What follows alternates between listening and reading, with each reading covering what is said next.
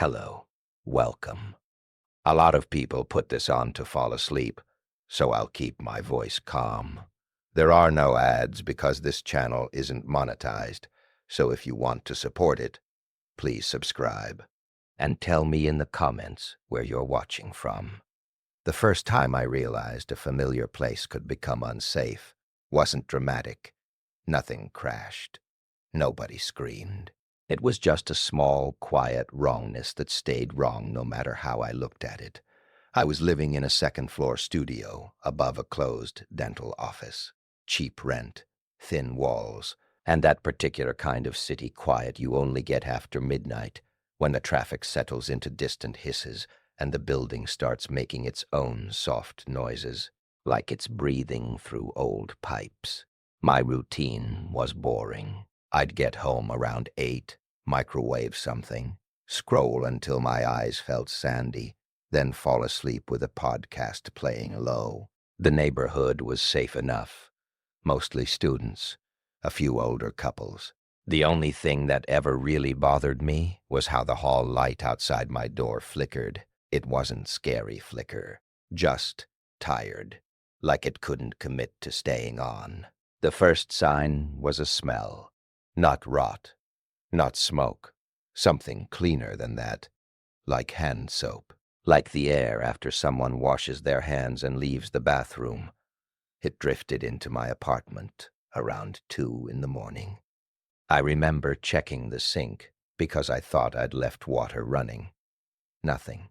I sniffed the air like an idiot, walking from room to room, and it seemed strongest near the front door. That should have been my clue. But I was half asleep and annoyed more than anything. So I opened the door into the hall. The hallway was empty. Just that flickering light and the carpet runner with the same dark stain near the stairs that had probably been there since the 80s. I stood there in my socks, breathing in that soap smell, and I realized the scent wasn't coming from outside. It was coming from my own doorway, like it was trapped in the seam. I shut the door and locked it. Then I locked the deadbolt. Then I slid the little chain across for no reason. Because I never used the chain. The chain made me feel silly, like I was pretending to be cautious. I went back to bed. In the morning the smell was gone. I forgot about it for a couple days, which is what you do with small, inexplicable things. You file them away under old building and move on. But then it happened again. Same time, same smell, stronger. This time I didn't open the door. I just sat up in bed and listened. I'd like to tell you I heard footsteps, or a whisper, or something cinematic. I heard nothing. That was the worst part. The soap smell seeped in like it had its own patience. It didn't rush. It didn't spike. It simply existed. And because it existed, I couldn't pretend I was imagining it. I checked my phone. 2:11 a.m. I turned the podcast off. The room dropped into a deeper silence, the kind where you can hear your own pulse if you focus on it. Then I heard a sound I'd never heard in my apartment before. Not from the pipes, not from outside. A soft, careful pressure against my door, like someone leaning their forehead into it. Testing. I froze with my hand on the blanket. I remember thinking very clearly that if I moved at all, whoever was out there would know I was awake. It felt like a rule, like a game I hadn't agreed to play. The pressure stopped. I stayed still. After a minute, maybe 2, I heard something even quieter, a little metallic click, like a fingernail tapping the deadbolt. Then nothing again. I didn't sleep after that. I just lay there in the dark and stared at the thin line under the door, waiting to see if a shadow would pass. It never did. When the sun finally came up, I got dressed and left for coffee like I was normal, like I hadn't spent the night listening to my door breathe. At the cafe, I told myself it was probably someone on the wrong floor. Someone drunk. Someone lost. I sat by the window with my cup, and tried to laugh at myself in my head. Then my phone buzzed. A notification from my building's little online portal. The landlord used it to send reminders about trash day and rent. It wasn't fancy, but it worked. The message was short. Reminder: do not prop exterior doors. Report unknown persons in halls. That was it. No context. No apology. Just that. My stomach did this slow sinking thing. Not panic. More like recognition. Like my body already knew something my brain was trying to talk around. I went home that afternoon, earlier than usual, and the first thing I did was check my front door. There were faint marks around the lock. Tiny scratches, like someone had tried to fit something in there and it slipped. I stared at them for a long time. They weren't deep. They could have been old. But I knew my own door. I knew what new looked like on that cheap brass. I knocked on my neighbor's door, the one across the hall. A woman in her 40s opened it, chain still on, like she'd been expecting me. Her eyes did that quick scan of my face, my hands, the hallway behind me. "Hey," I said. Have you noticed anything weird lately? In the hall?" She just stared at me like she was deciding if I was safe. Then she opened the door a little wider, still keeping the chain on. "You smelled it too?" she asked. I felt my throat go tight. "Soap," I said, and I hated how small my voice sounded. She nodded once, like that confirmed something. "It's not soap," she said. "It's sanitizer, like hospitals." That was the first time the fear stopped being abstract. She told me she'd been waking up around 2 for the past week. Same smell, same quiet. She said she'd thought it was her imagination, until she saw it. "Saw what?" I asked. She hesitated, then took a breath. "A man," she said, "standing in the hall. Just standing, facing your door." My skin prickled all over. I looked past her into the dimness of her apartment, like maybe I'd see proof. Like there would be a photo on the wall or a sign that said, "This is real." "When?" I asked. "2 nights ago," she said. I didn't open the door. I looked through the peephole. He was close, like he wanted to be heard breathing, but he wasn't breathing loud. He was still. I tried to picture it and couldn't. My mind kept trying to make it a movie, a silhouette, a hood. But she described him like an office worker, like someone you'd ignore on a bus. "Did you call the police?" I asked. She gave me this look that made me feel naive. "And say what?" she said. "There was a man standing in the hall. By the time they come, he's gone." "Did you tell the landlord?" I asked. "I did," she said. "That message you got? That's because I told him."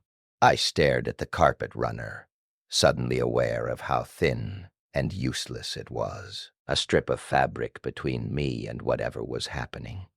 "What do we do?" I asked. She shrugged, like she'd already been asking herself that.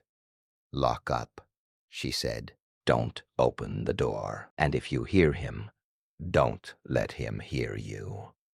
That night, I did everything. I shoved a chair under the doorknob, even though I knew it wouldn't do anything if someone really wanted in. I turned on a little lamp in the corner so the room wasn't fully dark. I put my phone on the bed with the screen facing up, volume on. And I waited, because once you've noticed a pattern, you can't unnotice it. You can't sleep like you used to. You're no longer sleeping. You're pretending to sleep. At 1:58, I started smelling it. Not in the air exactly, more like inside my nose, like my brain was recalling the scent before it fully arrived. At 2:04, it was there. Sharp, clean, medical. At 2:09, I heard the smallest sound at the door. so soft I almost convinced myself it was the building settling. Then, the pressure again. This time it wasn't just a lean. It was a careful, slow push, like someone testing whether the lock had been turned. The knob didn't rattle, the chain didn't move. It was quiet competence. That's what terrified me. I held my breath without meaning to. The pressure stopped. Then, from the other side of the door, I heard something that turned my blood cold. A voice, very low, not threatening, not angry, almost gentle. "I know you're awake," it said. That was all. I didn't move. My whole body locked up, like I'd been switched off. The voice didn't repeat itself. It didn't escalate. It just existed in the space outside my door. And then it was gone. In the morning, I called in sick to work. I sat on my bed in daylight and stared at the door like it might say something else. My mouth tasted like metal. I did what people tell you to do. I bought a better lock. I bought a cheap camera that pointed at the door from inside, motion activated. I told myself that proof would make me feel better. That night, I left the camera on. I didn't smell anything. I didn't hear anything. And that almost felt worse, because it meant he could choose when to be there. It meant I wasn't tracking him. He was tracking me. The next morning, I checked the footage. Nothing. The hallway light flickering under the door, the thin line of carpet, my own shadow crossing once when I got up to pee. No man, no sanitizer smell, no voice. But at 2:11 a.m., the camera audio picked up something. A soft rhythmic sound, like someone rubbing their palms together. Slowly, patiently, right outside the frame. I listened to it 3 times, trying to decide if it was the chair leg shifting, the building creaking, my own blanket moving. It wasn't any of those. It was hands. And it lasted exactly 1 minute and 40 seconds, then stopped. No footsteps away, no door opening, just silence. I moved out a week later. I didn't tell anyone the real reason. I blamed money. I blamed the commute. The day I left, I carried my last box down the stairs and out onto the sidewalk. The air outside felt too big, too bright. I turned to look back at the building, wanting closure, wanting to see it as just a building again. A man stood in the lobby behind the glass door, hands in his pockets, looking out like he was waiting for someone to come home. He wasn't doing anything wrong. He wasn't blocking the exit. He wasn't staring. He was just there. And on the inside of the glass near the handle, there were faint smudges, like someone had pressed their palms against it for a long time. I walked away without turning around again. After that, I became the kind of person who checks locks twice, the kind of person who counts the seconds between sounds in the night. I didn't like being that person. It felt like letting someone else rewrite my life. But it happened anyway. Months later, in a different apartment, I started having trouble sleeping, not because I was scared of the door anymore. Not exactly. It was because of my own memory. I started finding things that I didn't remember doing. Small things. Innocent, almost. A spoon in the bathroom sink. My shoes lined up by the door when I knew I'd kicked them off by the couch. My phone plugged in on the other side of the room. At first I thought I was just tired. Work had been brutal. I was living alone again. I was always half thinking about something else. But then it started getting specific. One morning I found my front door unlocked. Not open, just unlocked. Deadbolt turned off. My stomach did that sinking thing again. I stood with my hand on the knob, listening. The hall outside was quiet. No smell. No footsteps. Nothing. I locked it, then unlocked it, then locked it again, trying to imprint the feeling in my hand, like a promise. I left a little piece of tape across the seam of the door that night. so I'd know if it had been opened. It felt childish. It also felt necessary. In the morning, the tape was still there. The deadbolt was still locked. But the chain was latched. I didn't use the chain. I hadn't touched it in weeks. I stared at it, trying to remember the night before.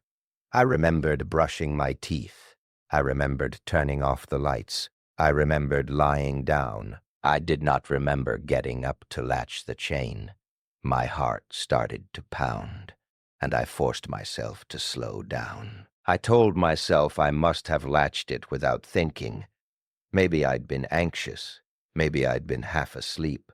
Then I noticed something else. My bathroom mirror was fogged, like someone had taken a shower recently.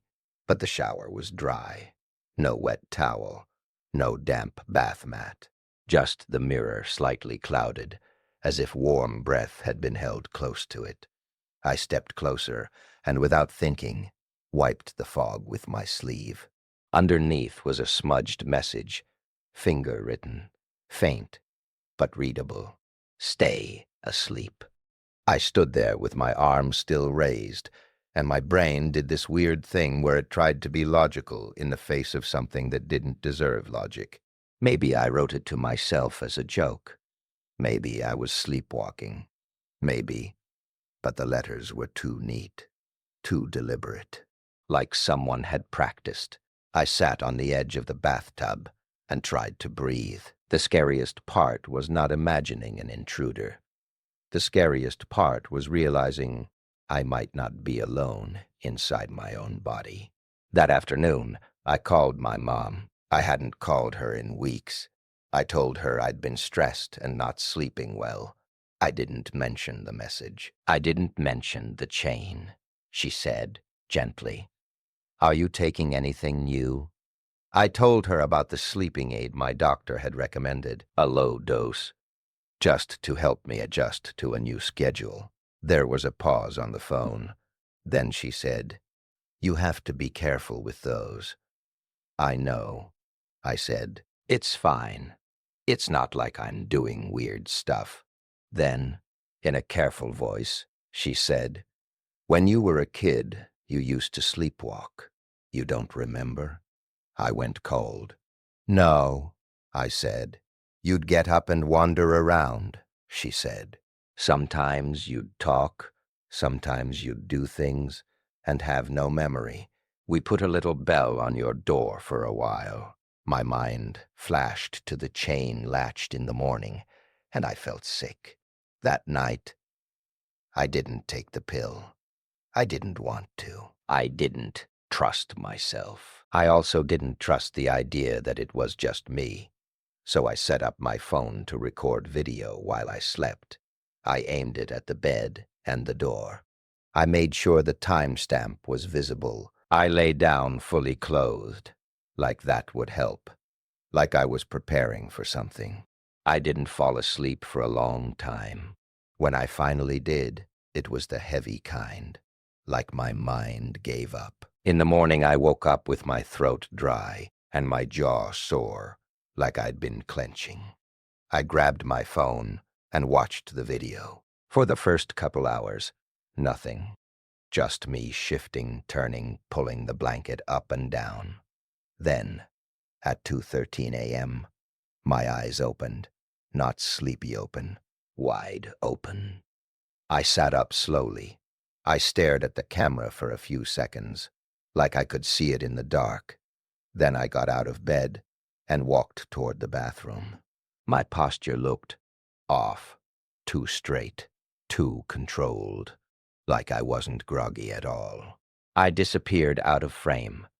The audio picked up soft sounds, cabinet opening, something sliding, a faint tap. Then I came back into frame holding something in my hand, a marker. I stood in front of the camera and, without looking at it directly, said in a calm voice that didn't sound like my waking voice, "Don't make me do this again." I turned and went back to bed. I lay down. I closed my eyes, and I slept. I sat on my bed in daylight, with the video paused on my own face. and I felt this hollow fear I don't know how to describe. It wasn't that I'd sleepwalked. It was that whatever part of me was awake in the night seemed angry. It seemed familiar with the routine. It seemed like it had been negotiating with something for a long time. I checked the bathroom mirror again. There was no new message. The fog was gone. But on the counter, next to the sink, was the marker cap. I don't remember owning that marker. I threw the sleeping pills away that day. I didn't taper. I didn't consult anyone. I just wanted it out of my home. For weeks after, I slept badly, but normally. No messages, no chain, no unlocked door. Then one morning, after I'd finally started to relax, I woke up and found my phone in the kitchen. Not just moved, placed. On the table, screen up, with the voice recorder app open. There was a recording. It was 8 minutes long. My finger hovered over it for a long time before I hit play. At first, it was just static, the quiet hum of my apartment at night. Then, around the 2-minute mark, I heard my own breathing, close to the mic, like I'd been holding the phone in my hand. Then my voice whispering said, "He's back."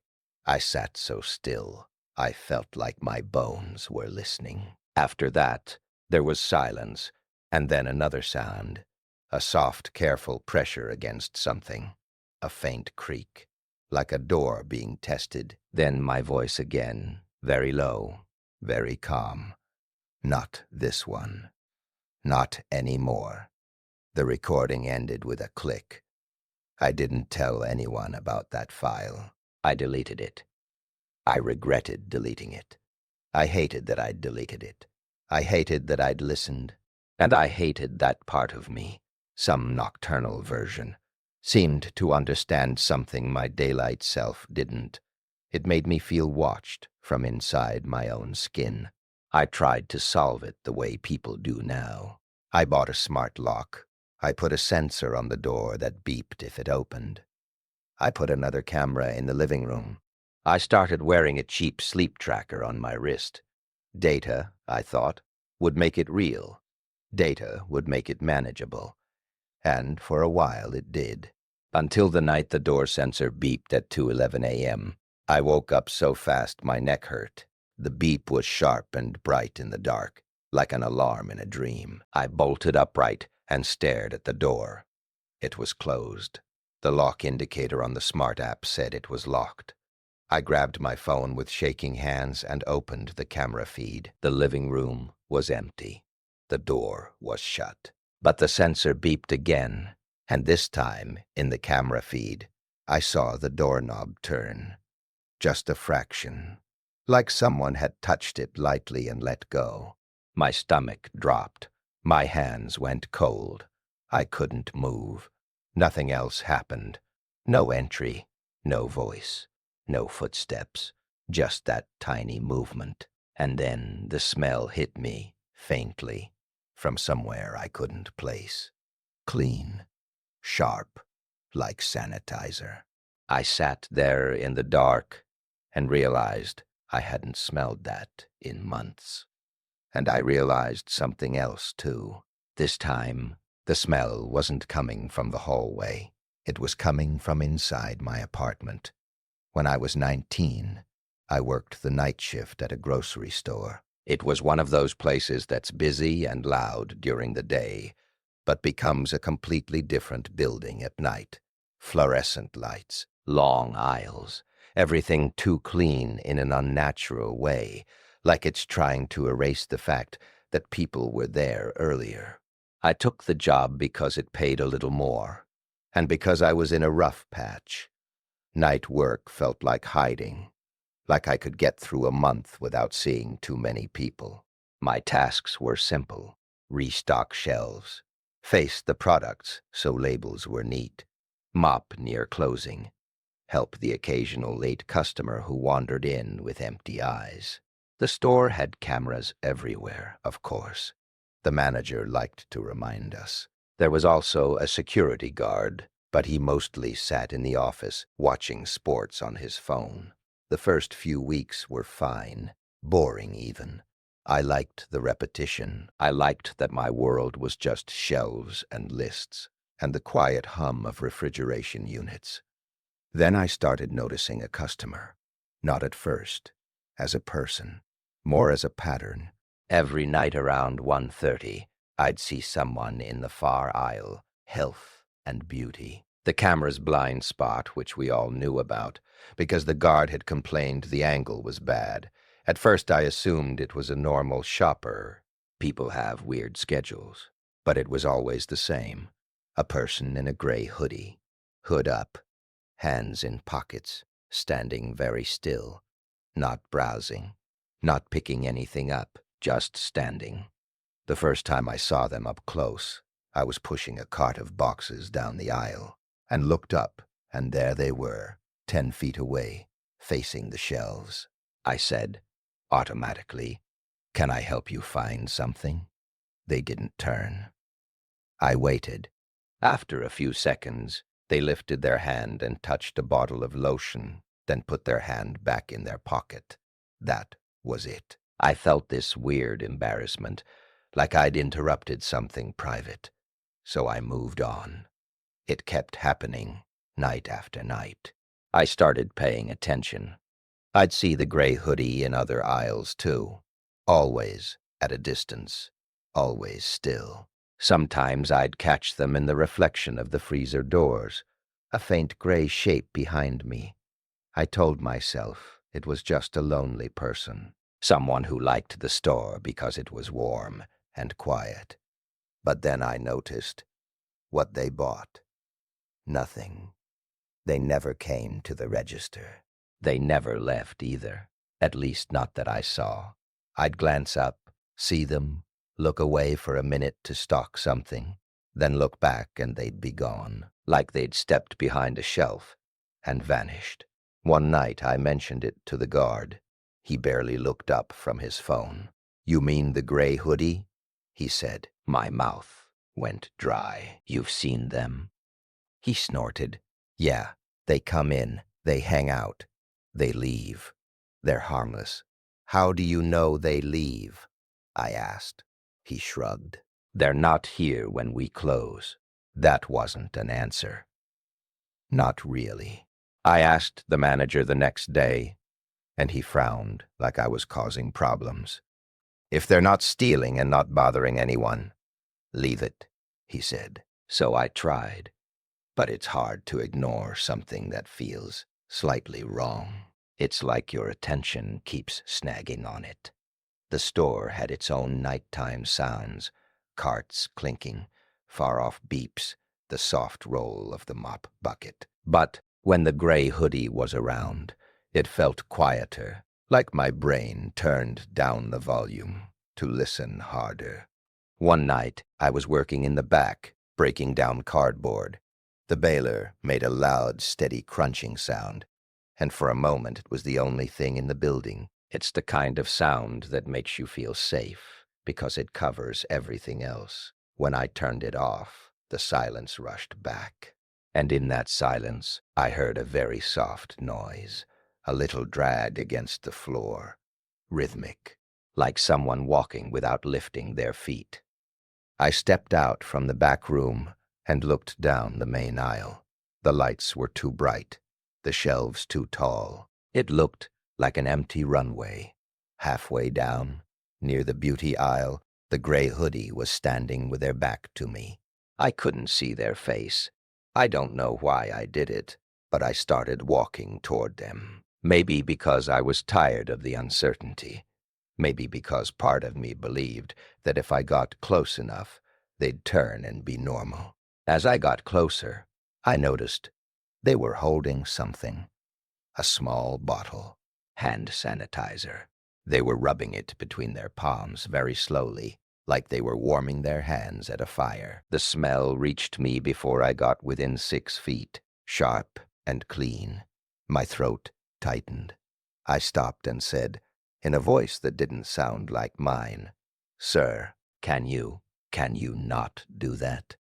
They didn't respond. They just kept rubbing their hands. I stood there, frozen, listening to the soft, wet sound of sanitizer being worked into skin. Then, without turning, they said very quietly, "I like it when it's quiet." My chest felt tight. "You need to leave," I said. They paused.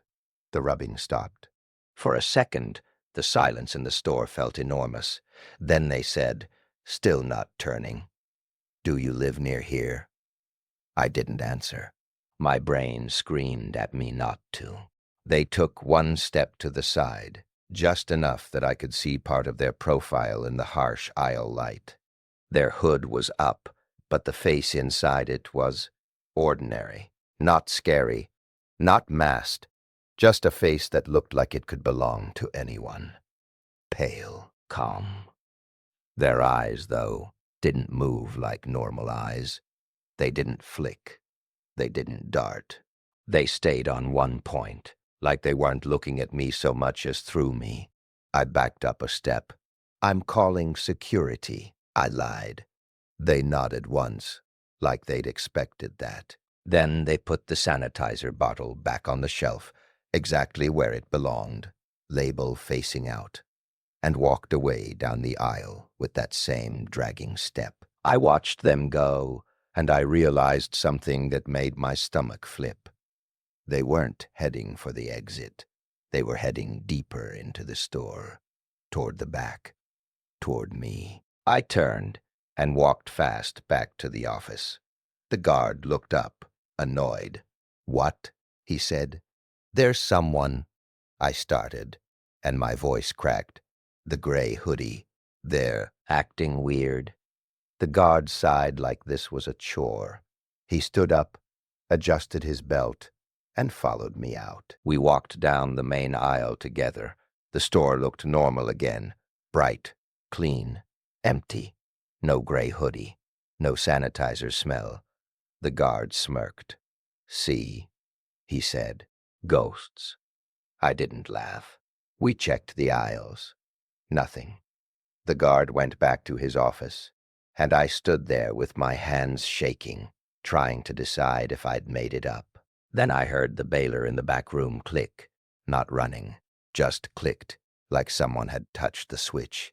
I walked toward the back slowly, my skin buzzing. The bailer door was open.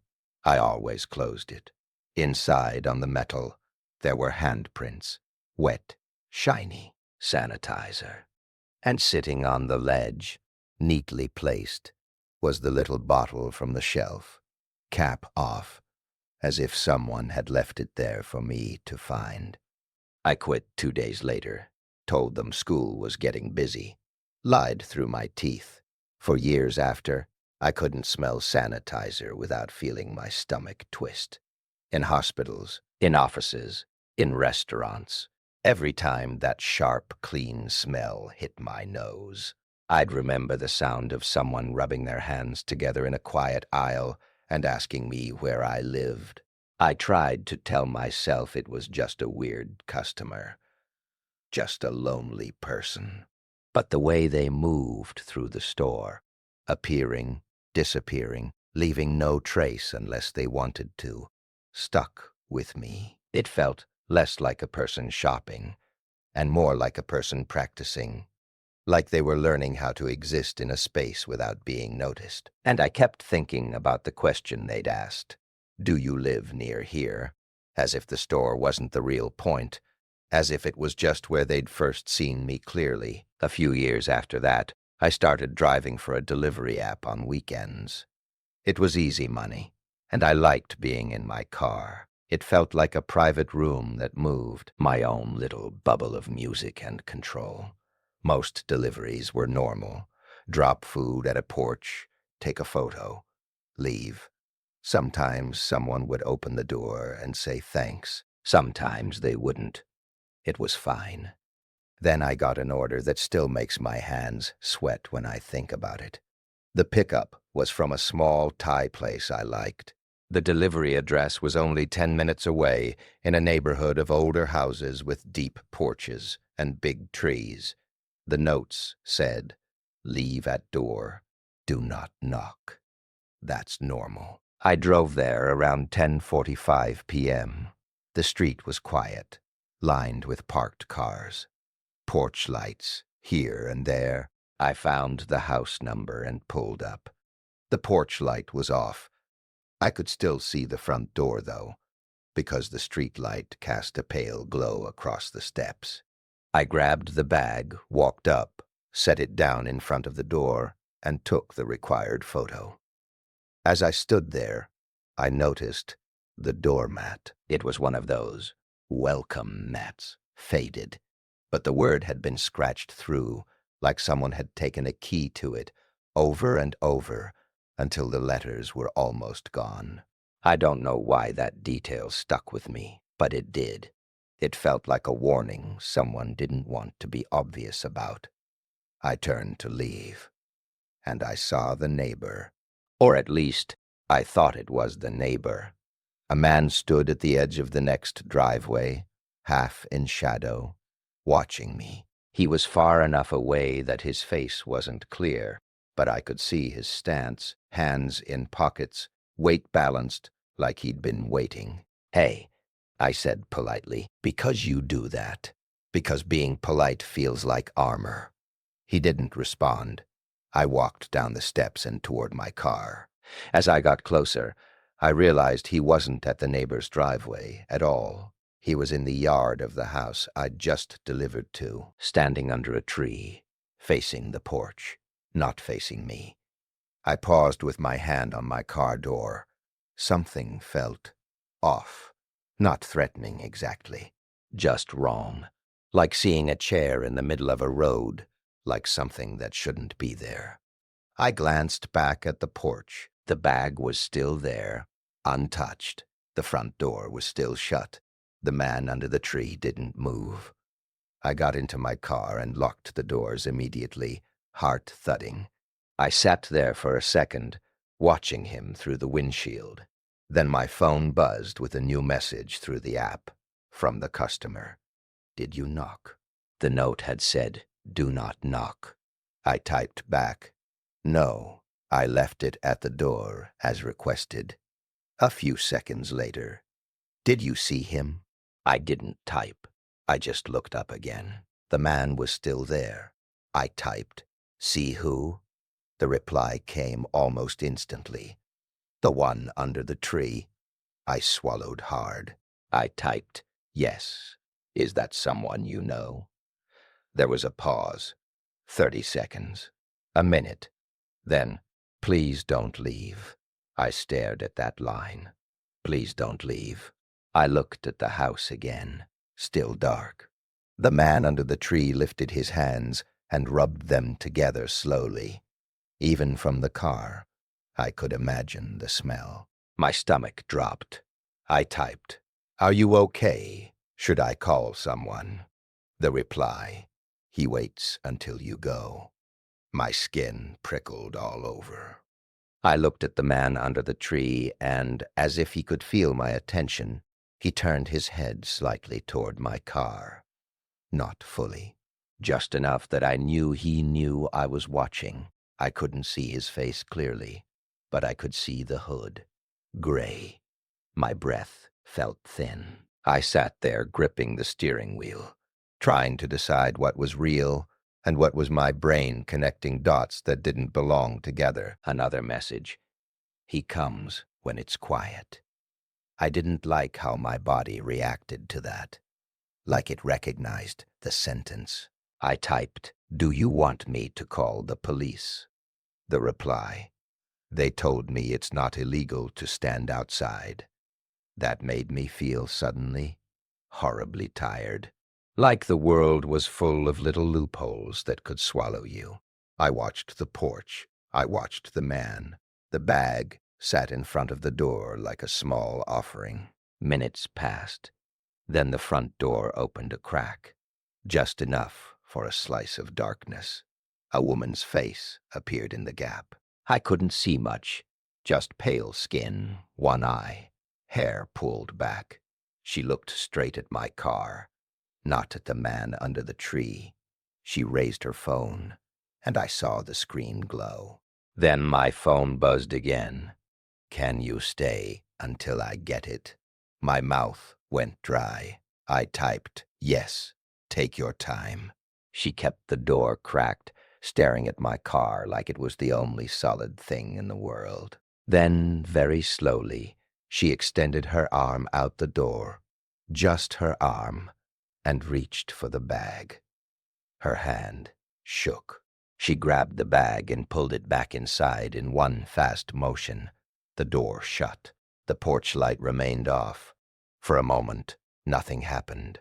Then the man under the tree took one step forward. Just one.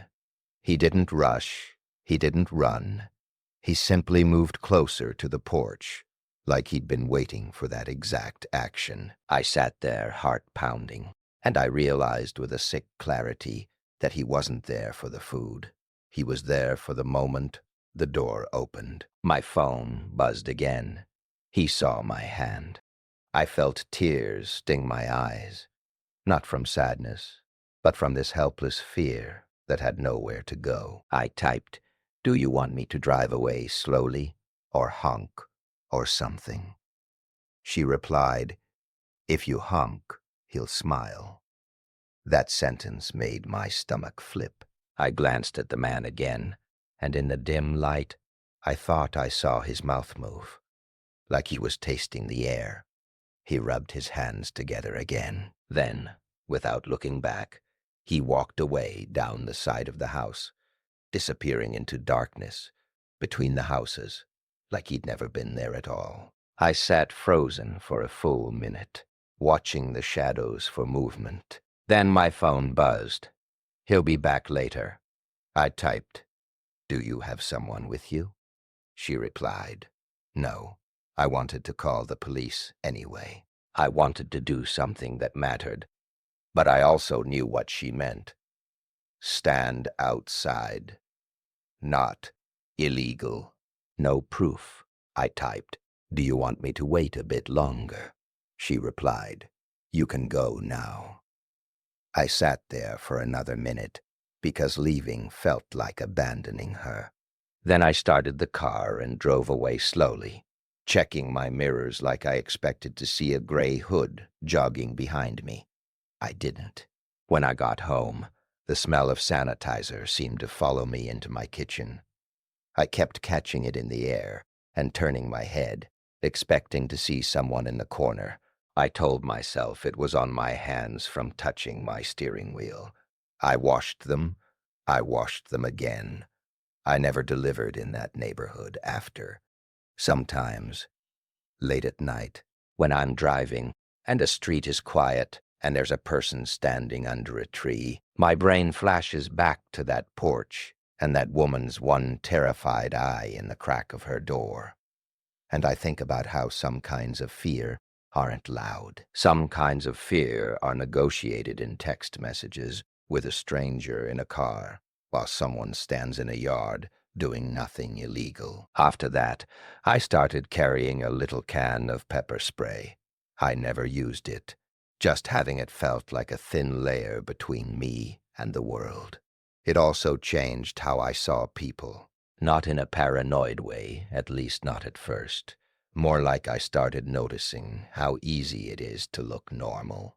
How easy it is to stand somewhere and be just another person. I noticed how often we ignore small wrongness because it's easier. One night, months later, I was in a laundromat at 1 a.m. I know how that sounds, but it was the only time I could go. The place was fluorescent and empty, except for one guy at the far end, sitting in a chair, staring at his phone. I put my clothes in a washer, sat down, and scrolled, trying to relax. The guy's phone screen glowed against his face. He didn't look up. After a while, I noticed the smell. It wasn't sanitizer this time. It was something like clean sheets, like laundry detergent, like the inside of a closet. I thought it was just the laundromat air. Then I realized it was strongest near the guy. I glanced over. He had a big bottle of detergent next to his chair, open. He wasn't using it. He was just opening it and closing it, slowly, like he liked the smell. My skin prickled. My brain tried to be logical. Lots of people like clean smells. But then he looked up, and his eyes landed on me with this calm familiarity that made my stomach drop. Not recognition like he knew my name, recognition like he knew my shape. He smiled a little, not friendly, just acknowledging. Then he looked back down at his phone. I stared at my washing machine like it could protect me. My hands started shaking. I felt ridiculous, like I was projecting old fear onto a random guy in a laundromat. Then my phone buzzed with a notification, a new voicemail from an unknown number. I didn't answer unknown numbers. I never did. I stared at the screen for a second, then hit play because my finger moved before my brain decided. The voicemail was only 5 seconds long. A soft sound, like someone rubbing their hands together. Then a voice, very low, calm. It's quieter when you're alone. The message ended. I felt my whole body go cold. I looked up at the guy at the far end. He was still sitting there, face lit by his phone, not looking at me. I grabbed my laundry bag and left without my clothes. I walked out into the night air and stood under the streetlight, breathing hard, feeling stupid and terrified at the same time. I didn't go back for my clothes until the morning, when the laundromat was full of people and noise and normal life. My clothes were gone, not stolen from the machine, gone like they'd never been there. The washer was empty. The lid was open. No dampness. No forgotten sock. I asked the attendant, and she shrugged. If you leave your stuff, people move it, she said, like it was obvious. Where? I asked. She pointed toward a pile of baskets. Nothing. I drove home with an empty laundry bag and this horrible, tight feeling in my chest. It wasn't about the clothes. It was about the gap, the missing piece, the idea that something could happen and leave no trace, except a smell and a sound and my own fear. I changed my number that week. I moved again. I started sleeping with the TV on, low, because silence started to feel like an invitation. I told myself it was fine. People change. People get older and more cautious. I tried to be normal. Then came the night I realized the pattern wasn't about a place. It was about me. I was visiting my friend Claire in another city. She'd just had a baby, and I'd offered to help for a weekend. She lived in a quiet cul-de-sac with identical houses and tidy lawns, the kind of place that feels safe because everything is expected. The first night, Claire was exhausted. The baby finally fell asleep around midnight, and she passed out on the couch with a blanket, leaving me in the guest room. I lay in bed listening to the house settle. Different house, different city. The air smelled like baby powder and clean cotton. I felt relaxed for the first time in a long time. Around 2, I woke up, not startled, just awake. I lay still, listening. Nothing. Then I noticed the smell. Hand sanitizer. My stomach dropped so hard I almost gagged. I sat up slowly in the dark, heart pounding. Claire's house was quiet. I could hear a faint hum from the baby monitor in the hall. The smell grew stronger, and I realized it was coming from under the guest room door. I stared at the thin line of shadow beneath it. No footsteps, no voices, just that clean, sharp scent. I got out of bed and walked to the door. My hand hovered near the knob. I didn't want to open it. I didn't want to look. I didn't want to confirm anything. But I also couldn't stay in the room and pretend. I put my ear to the door. Silence. Then, very softly, a sound like someone pressing the flat of their palm to the wood and sliding it a fraction, like they were feeling the grain. I stepped back so fast I'd bumped the dresser. The sound stopped. I held my breath. A voice on the other side of the door, calm and almost polite. "Don't wake the baby." My knees went weak. I didn't respond. I didn't move. My entire body went into that frozen state again, like if I stayed perfectly still, I could become invisible. The voice didn't repeat. The smell lingered for a full minute, then slowly faded, like it was being carried away down the hallway. I waited until dawn, sitting on the edge of the bed with my phone in my hand, ready to call 911, ready to wake Claire, ready to do anything, but also strangely afraid to break the quiet, because the voice had told me not to. When morning came, I told Claire something vague, that I hadn't slept well, that I heard noises. She laughed tiredly. "This house is old," she said. "It creaks." I wanted to tell her. I wanted to say, "Someone was outside my door and told me not to wake your baby." But she looked so exhausted, so fragile, and I felt this awful fear that if I said it out loud, it would become real in her house. So I didn't.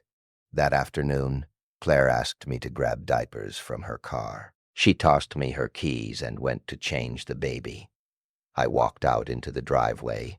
The air was crisp. The neighborhood was bright and normal. Her car was parked in the garage, and the garage door was open. I stepped inside, clicked the button to close it halfway for privacy, then opened the car door and grabbed the diaper bag. As I turned to leave, I noticed something on the garage wall near the door to the house. A small white dispenser. Hand sanitizer. I stared at it, confused. "Why would she have that in the garage?" I muttered to myself. Then I remembered Claire worked part-time at a clinic before the baby. Maybe it was left over. Maybe she used it after groceries. I reached for it without thinking, pressed the pump once, and rubbed my hands. The smell hit me like a memory. Sharp, clean, medical. I froze mid-rub, staring at my own palms. Then I noticed something else. The dispenser was half empty, but it looked new. No dust, no grime, like it had been used recently. I walked back into the house and found Claire in the nursery. She looked up at me, smiling tiredly. "Hey," I said, trying to sound casual. "Do you use that sanitizer in the garage a lot?" "What sanitizer?" "The one on the wall," I said. She shook her head slowly. "I don't have one in the garage." My mouth went dry. "Yes, you do," I said, and my voice sounded strange. Claire's face tightened. "No," she said. "We don't. We had one months ago, but it fell and broke. We threw it away." I stared at her, and for a second I felt like I was the crazy one, like I'd imagined the dispenser. "Come look," I said. Claire followed me to the garage, baby on her hip. The garage door was still half closed, casting a strip of shadow across the concrete. I pointed at the wall. The dispenser was gone. There was a faint rectangle of cleaner paint where something had been, but the dispenser itself, white plastic, half empty, was not there. Claire stared at the wall, then at me. "What are you talking about?" she whispered. My heart hammered. My skin prickled. I opened my mouth to speak, and then the baby started crying, sharp and sudden, and Claire's whole body shifted into that tired parent mode. She rocked him, murmured, stepped back inside. I stood in the garage alone, staring at the blank wall. The air smelled faintly of sanitizer. But that could have been on my hands. Or maybe it wasn't. That night I didn't sleep at all. I sat in the guest room with the light on, listening to the house, to the baby, to Claire's footsteps. Nothing happened. No smell, no voice. In the morning, I left early. I hugged Claire. lied about having work, promised to visit again. On the drive home, I kept smelling sanitizer, even though I'd washed my hands. It felt like it had gotten into my skin, into my memory. I started thinking about how the voice had said, "Don't wake the baby," not "Don't wake her," not "Don't make noise, don't wake the baby," as if whoever it was knew exactly where I was, as if they'd been listening too. That's what you say when your own house feels unfamiliar for a second. When something is a little off, but you don't have a clear adult reason for it. And you don't want to sound dramatic even in your own head. I was living alone in a narrow townhouse rental, 2 floors, old paint, old pipes. The kind of place where you can hear the neighbors sneeze through the wall, and you start timing your life around other people's sounds without meaning to. My bedroom was upstairs at the front, and the stairs were open. No door at the bottom, just a straight shot down into the living room. I had a routine. Most nights I'd wash my face, turn off the downstairs lights, lock the front door, and come up. I'd leave the kitchen light on until I got into bed. It wasn't fear. It was habit, like leaving a porch light on so you don't fumble with keys. That night, I did everything in order. I remember that clearly because my brain keeps returning to it like a security camera replaying the same 10 seconds. I locked the front door. I clicked the deadbolt. I checked the chain, even though the chain was flimsy and mostly symbolic. I turned off the living room lamp.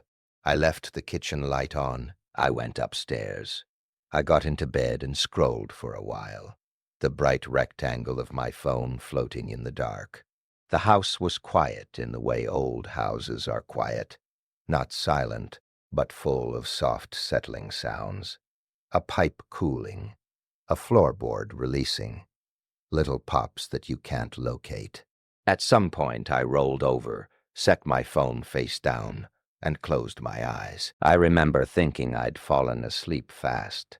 The problem is, I didn't stay asleep. I woke up with that strange, too alert feeling, like someone had said my name. My eyes opened, and I stared at the ceiling, listening, nothing. I lay there for a full minute, letting my heart slow down, trying to convince myself it was a dream. My room was as it should be, dark, still, but something in me kept insisting, "Listen." That's when I heard it. Not a bang, not footsteps, just a soft, deliberate sound, something like fingertips moving across fabric. It was coming from downstairs. I sat up slowly, not even fully deciding to. I just did it. I held my breath without meaning to, and I listened again. There it was, a pause, then the same soft, dragging sound, like someone sliding a hand along the back of a couch. My brain started to negotiate. It could be the neighbors. It could be pipes. It could be a mouse, even though that didn't make sense. It could be the house settling in a weird way. It could be anything that wasn't what my body was starting to suggest. I stayed frozen until the sound stopped. Then it got worse. Because the house didn't return to normal quiet, the quiet became intentional, like someone had also started listening. I reached for my phone, pulled it close, and turned the screen on. Bright light in my face, comforting. I considered calling someone. I considered turning on my lamp. I considered yelling "hello," like people do in movies. But I didn't do any of those things. I think a part of me knew that whatever was happening, it was happening in the kind of darkness where you don't introduce yourself. I set my phone back down and listened. A long stretch passed, long enough that my shoulders started to loosen, long enough that I almost laughed at myself. Then I heard the smallest sound from the stairs, not footsteps on the stairs, not the creak of a step, a sound like weight shifting on the floor at the bottom of them, like someone adjusting their stance. And the moment I heard that, I knew it wasn't the house, because a house doesn't adjust its stance. I sat there, staring at the black doorway of my bedroom. The doorway faced the hallway, and beyond the hallway was the top of the stairs. I couldn't see the stairs, not from where I was, but I could see the darkness that led to them. There's a certain kind of darkness that feels like open space, and there's a darkness that feels occupied. You know, the same way you can walk into a room and feel like someone was just there, even if you don't see them. That darkness felt occupied. I stayed perfectly still. I tried to slow my breathing. I tried to make myself small, like that would help. And then, very softly, I heard a sound that made my stomach go cold. A key. Not a key turning in my front door. Something much closer, much smaller. The faint metallic clink of a key ring being handled. The kind of sound you make when you're trying to find the right key without letting it jingle. Downstairs. At that moment, my mind went to one place. Someone had broken in. Someone was in my house, and they had keys in their hands, and they were trying to be quiet. I grabbed my phone and typed 911. My thumb hovered. I didn't press call. I don't know why I didn't. I wish I could tell you I was thinking of something practical. Like, what if it's nothing, and I waste their time? But honestly, it was simpler than that. I was afraid that if I pressed call, the light from my phone would show under the bedroom door. I was afraid the sound of my voice would give away exactly where I was. I turned the brightness down and slid off the bed. I moved as quietly as I could, crouching, and went to my closet. This is the part I hate admitting. I didn't go for a weapon. I didn't have one. I went for a place to hide. My closet was full of hanging clothes and boxes. I pushed myself behind the coats, trying not to knock anything over. I held the phone against my chest. My heart was beating so hard it felt like it was moving my whole body. From there, I waited. I listened for the creak of the first stair, the second, anything. But what I heard instead was something else. Something that took my fear and rearranged it into a different shape. A soft humming, low and quiet, like someone humming to themselves while thinking. Downstairs. It was casual. It was comfortable. And I realized then that whoever it was, they didn't sound rushed. They didn't sound like a burglar trying to get in and get out. They sounded like they were at home. I held my breath until I started to feel dizzy. The humming stopped. A pause. Then, very faint, but unmistakable, my kitchen cabinet opened. I could picture it so clearly. The little pop as the latch released. The soft clunk. The way the cabinet door always swung a bit wide unless you caught it. I knew those sounds intimately. Whoever was downstairs knew them too. I waited for the cabinet door to close. It didn't. I waited for footsteps. None. Just a long, careful silence, as if the person had frozen after opening it, perhaps realizing something. Then, in that silence, I heard a single, gentle tap, like a fingernail tapping on wood. Tap. And after that, another tap, slightly slower. Tap. Tap. It went on long enough that my mind started to imagine a pattern, like a message, like someone counting or testing. And then, without warning, the tapping stopped, and I heard something that made me almost drop my phone. My name. Not shouted, not called, spoken the way someone says your name when they're looking for you in a store aisle, like they don't want to startle you. Hey, a voice said, low and soft, and then my name again, as if they knew I'd hear it. My throat tightened so hard it hurt. The voice didn't sound angry. It didn't sound like a threat. That almost made it worse, because it meant they expected me to come out. It meant they assumed I would. I didn't move. I didn't breathe. My fingers were numb around the phone. A few seconds passed. Then the voice said, "It's okay." Just that, like I was a child hiding during a game. Then the voice chuckled quietly, like they were amused at my silence. Like my fear was a familiar behavior. I heard footsteps finally, not on the stairs, but in the living room, pacing slowly. A few steps, then stopping. A few more steps.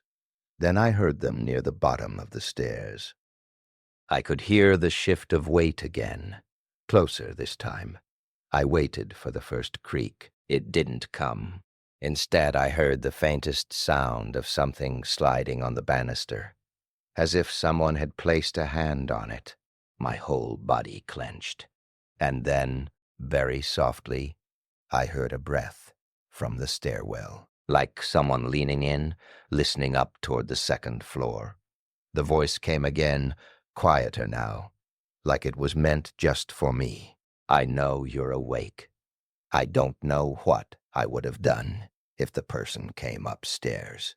I don't know if I would have called 911 at the last second, or screamed, or fainted. But then something happened that still doesn't make sense when I replay it.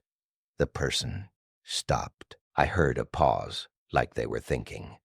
And then I heard them walk away from the stairs, back into the living room, then to the front door. I heard the chain rattle. I heard the deadbolt click. And then I heard the front door open and close. And that was it.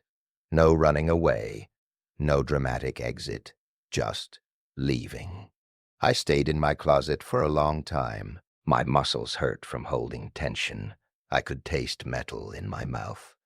When I finally crept out, I didn't turn on lights right away. I don't know why. Maybe some instinct said darkness was safer, because darkness meant I couldn't see what I didn't want to see. I locked my bedroom door. I called 911 from behind it. My voice came out thin and strange. I told them I thought someone had been in my house. The dispatcher asked if I could confirm anyone was inside. I said no. I said I was upstairs. I said I heard someone. I expected police lights and urgency. What I got was calm, procedural questions, and eventually a knock at my front door that made me flinch so hard I had to sit down. 2 officers checked the downstairs. They looked in my kitchen. They looked behind my shower curtain. They opened closets. They did the normal motions of people who have done this 1,000 times. They found nothing. No broken windows, no forced entry, no stolen items. They asked if I'd lost any keys, if I'd given a spare to anyone, if any previous tenants might still have one. I thought of my landlord. I thought of the maintenance guy who had come once to fix the sink. I thought of how casually people handle keys, how many copies exist, how many hands touch them. I said, I didn't know. The officers left. They told me to get the locks changed. I did. The next day, I bought extra deadbolts and one of those cheap door alarms that screeches when the door opens. I told myself, solved, secure, over. And for a while, things were normal again. Then, about 2 weeks later, I came home from work and found my kitchen cabinet open, the one under the sink. At first, I thought I'd left it that way, but I had never left that cabinet open because it stuck out into the walkway and I'd hit my knee on it more than once. I stood in my kitchen staring at it. The cabinet door hung there like an accusation. The room smelled normal. Nothing looked disturbed. I closed it. It clicked shut. I told myself I must have been in a rush that morning. I must have grabbed a trash bag or cleaning spray and not closed it all the way. I tried to laugh, but later that night, lying in bed, I realized something that made me sit up again. That cabinet. I didn't keep cleaning supplies in there anymore. I'd moved them to a shelf in the hallway a month earlier. So why would I have opened it? And why had it been open in the same way I'd heard it open that first night? Slow, careful, left hanging. I didn't sleep much after that. Not in that house. I moved out before the lease ended. I paid fees. I lied to my landlord about a family emergency. I packed quickly. I didn't tell my friends the full story because I didn't want to see the polite skepticism in their eyes. But the worst part is this. Nothing was ever stolen. No valuables, no electronics, no money. If someone was coming in, it wasn't to take things. It was to check on me, to see if I was still there, to see if I was awake. Sometimes I think about how the voice said my name, like it had said it before, like we had done this routine before, and I just didn't remember. And I wonder how many nights I slept through it, because that's the thing that keeps you up, even when you finally live somewhere else. It's not what you heard, it's what you didn't. After I moved, I stopped trusting the feeling of being alone. I'd come home and stand in the entryway, listening before I turned on the light. I'd check rooms in the same order every time. I started noticing details in my space like a detective. Where the rug edges sat, the exact angle of a chair, the level of water in a glass left by the sink. I told myself I was being cautious, but really, I was trying to catch reality in the act of shifting. Because once you've had that moment, when your home becomes a place that can hold another person without your knowledge, every quiet feels staged. Every familiar sound feels like it could be rehearsed. A few months after the townhouse, I got a small apartment in a newer building. Bright hallway lights, key fob entry, cameras, the kind of security that makes you breathe easier. I was on the third floor. My unit faced the parking lot. I could see my car from the window. The first week there was fine. I slept. I relaxed. I felt my body start to unclench. I remember thinking, maybe that old house was the problem. Maybe I was just sensitive to noise. Maybe I'd made something out of nothing. Then I started noticing the elevator. It wasn't broken. It worked, but it felt off. The building had two elevators side by side. Both had the same mirrored doors and the same bland carpet inside. One of them always smelled faintly like cleaning spray, like lemon. The other smelled like nothing. I preferred the lemon one. It felt safer somehow, like someone had cared for it recently. The other elevator, on the left, had one strange habit. It would open on my floor even when I hadn't called it. At first, I thought it was coincidence. People come and go. The doors open, someone steps out. Maybe I just hadn't seen them.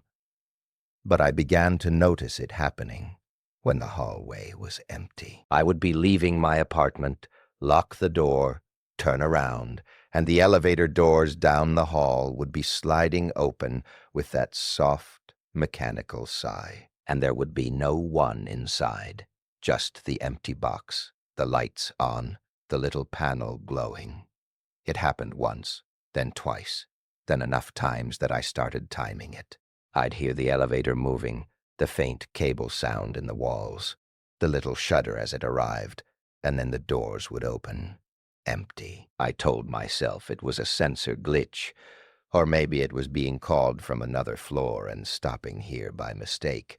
I mentioned it casually to the building manager one afternoon when I was picking up a package. He smiled in that customer service way and said, "Yeah, the left one's a little quirky sometimes. We have maintenance coming." I wanted to believe him. That kind of explanation is soothing because it turns something eerie into something boring. But the elevator didn't just open at random times. It started opening when I did certain things. If I left my apartment at around 11:40 at night to take out the trash, it would open. If I went down to check my mail early in the morning, it would open.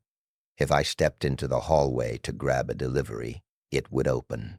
It began to feel less like a glitch and more like a response, like something was waiting for me, and the elevator was announcing itself. I started taking the stairs. Then I started hearing it on the stairs.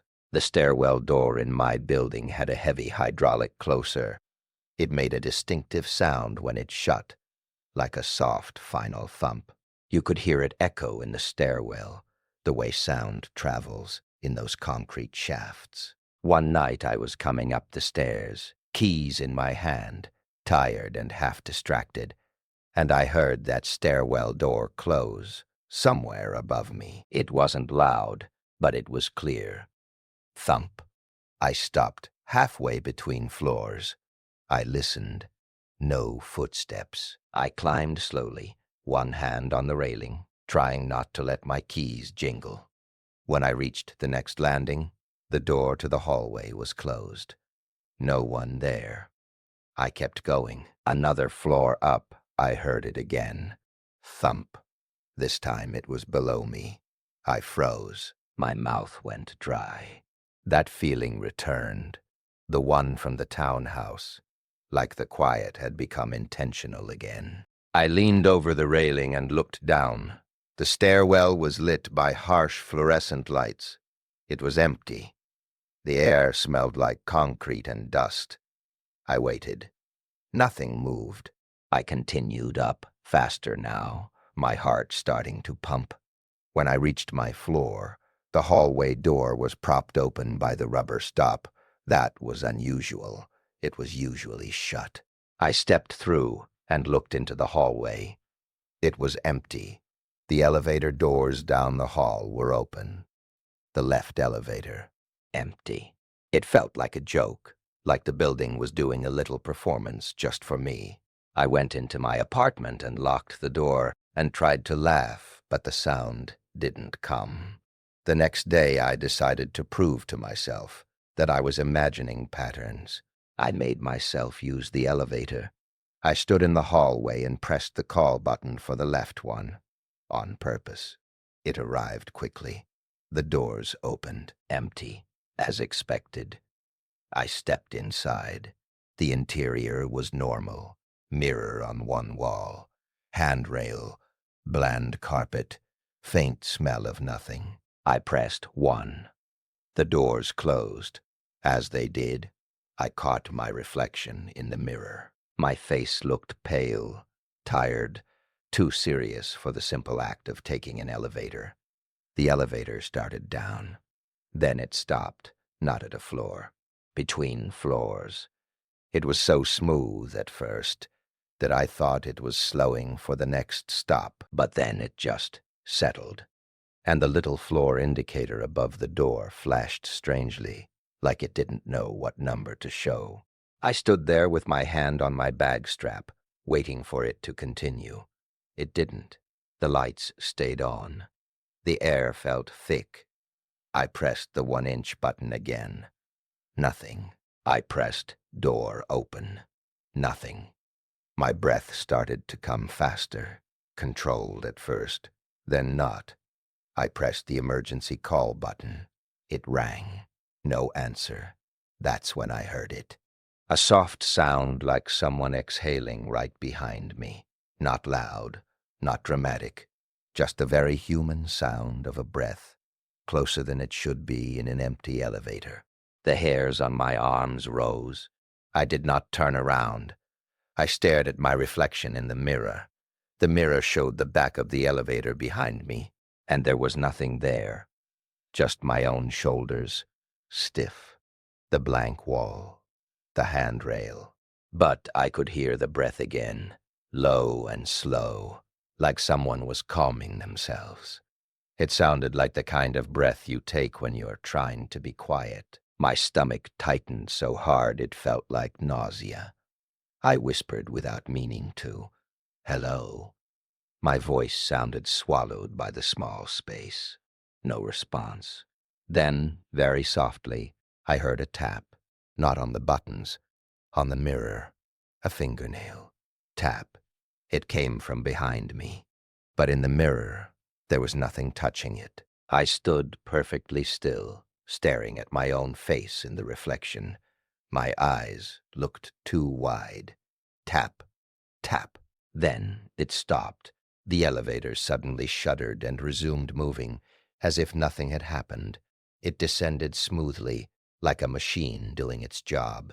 When the doors opened on the first floor, I walked out as calmly as I could, because I had this irrational fear that if I ran, it would feel like permission. I never used that elevator again. I complained to the manager, more firmly this time. I told him it stopped between floors. I told him the emergency call didn't answer. He said he'd check the logs. He said it was probably a sensor issue. He didn't look worried. I started paying attention to other people. I watched them in the hallway, waiting to see if anyone else reacted to the left elevator's strange behavior. No one did. But I began to notice something else. People would step into the left elevator and, just before the doors closed, they would glance back into the hallway. Not like a casual last look, like someone checking if they were being followed. It was subtle, a quick turn of the head, a tightening of posture. And then the doors would close, and they'd be gone. I didn't know any of these neighbors well enough to ask, and even if I did, what would I say? Hey, does the elevator ever breathe behind you? So instead, I started watching the security cameras in the lobby whenever I passed, the way you watch a TV at a bar. There was one camera feed that pointed down my hallway. I could see my own door from it, a small rectangle in a grainy view. Sometimes, late at night, I would stand in my apartment with my laptop and watch that feed, not because I expected to see something, but because watching it made me feel like I had an extra set of eyes. One night, around 2 a.m., I saw the left elevator doors open on my floor. Empty. They stayed open for a full minute. Then they closed. No one had stepped out. No one had stepped in. But the doors had opened anyway. I rewound, watched again. Same thing. I checked the timestamp. It was accurate. The camera was working. I told myself it was a software glitch, a refresh, a misread. But then, as I watched, my hallway door, my apartment door, shifted slightly in the frame, like it had moved. I leaned closer. My door didn't move. The camera angle changed, just a little, like someone had touched the camera, like someone had adjusted it, not enough to be obvious, but enough to tilt it slightly. I felt my throat tighten. The camera was mounted high near the ceiling. No one should have been up there, not at 2 a.m. I watched the feed for another hour. Nothing else happened. In the morning, I went down to the lobby and stood under the hallway camera. I looked up at it. It was tilted, not dramatically, just slightly off from what I remembered. I went to the manager's office and told him. I tried to keep my voice neutral. I said, "I think someone messed with the camera on my floor." He looked up from his computer. He frowned. He said, "No, those are fixed. They don't tilt." I insisted. He sighed, stood, and walked with me to the monitor wall. He pulled up the feed. He stared at it. Then he said, "Huh." He said it like someone who'd found a minor inconvenience. He called maintenance. He had them check it later that day. They told him it was secure. They said maybe the mount had loosened, and that should have been the end. But that night, I watched the feed again. The left elevator doors opened on my floor. Empty. They stayed open. And then, for a brief second, I saw a shape move across the hallway. Fast, low, like someone crouching to stay out of camera view. It was there and gone. A blur. My skin went cold. I rewound, watched again, frame by frame. The blur was real. It passed under the camera close to the wall, hugging the blind spot. Not a glitch, a person. The next day I moved my mattress into the living room and slept with the lights on. I started spending nights at a friend's place. I told her I was having anxiety and didn't want to be alone. Eventually, I broke my lease. I never told the building manager why. I just said it wasn't working out. He didn't fight me much, and that's what bothers me now, looking back. Because either he believed me and didn't want to deal with it, or he already knew. Sometimes I think about that blur on the camera and the way it moved, so practiced, so familiar with the camera's reach, like someone who had rehearsed being invisible in that hallway. And I wonder if the elevator wasn't quirky. Maybe it was being called by someone who didn't want to be seen walking the stairs. After the apartment, I started staying with my sister for a while. She lived in a quiet neighborhood, the kind where people jog in the morning and wave at you like they've known you for years. It felt safe, the way suburbia sells itself as safe, wide streets, neat lawns, familiar routines. She had a spare room for me, and she was happy to have me. She didn't ask many questions. She's the kind of person who thinks too much curiosity is rude.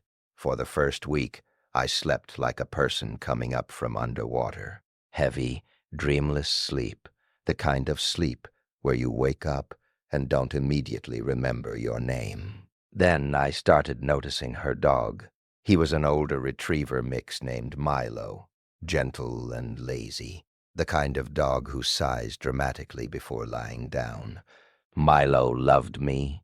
He followed me around the house. He slept outside my door. He leaned against my legs like I was a piece of furniture he'd missed. That's why it stood out when he started acting strange at night. It began with him refusing to go into the hallway after dark. He'd stand at the edge of the living room, ears up, staring down the hall toward the bedrooms. His tail would stop wagging.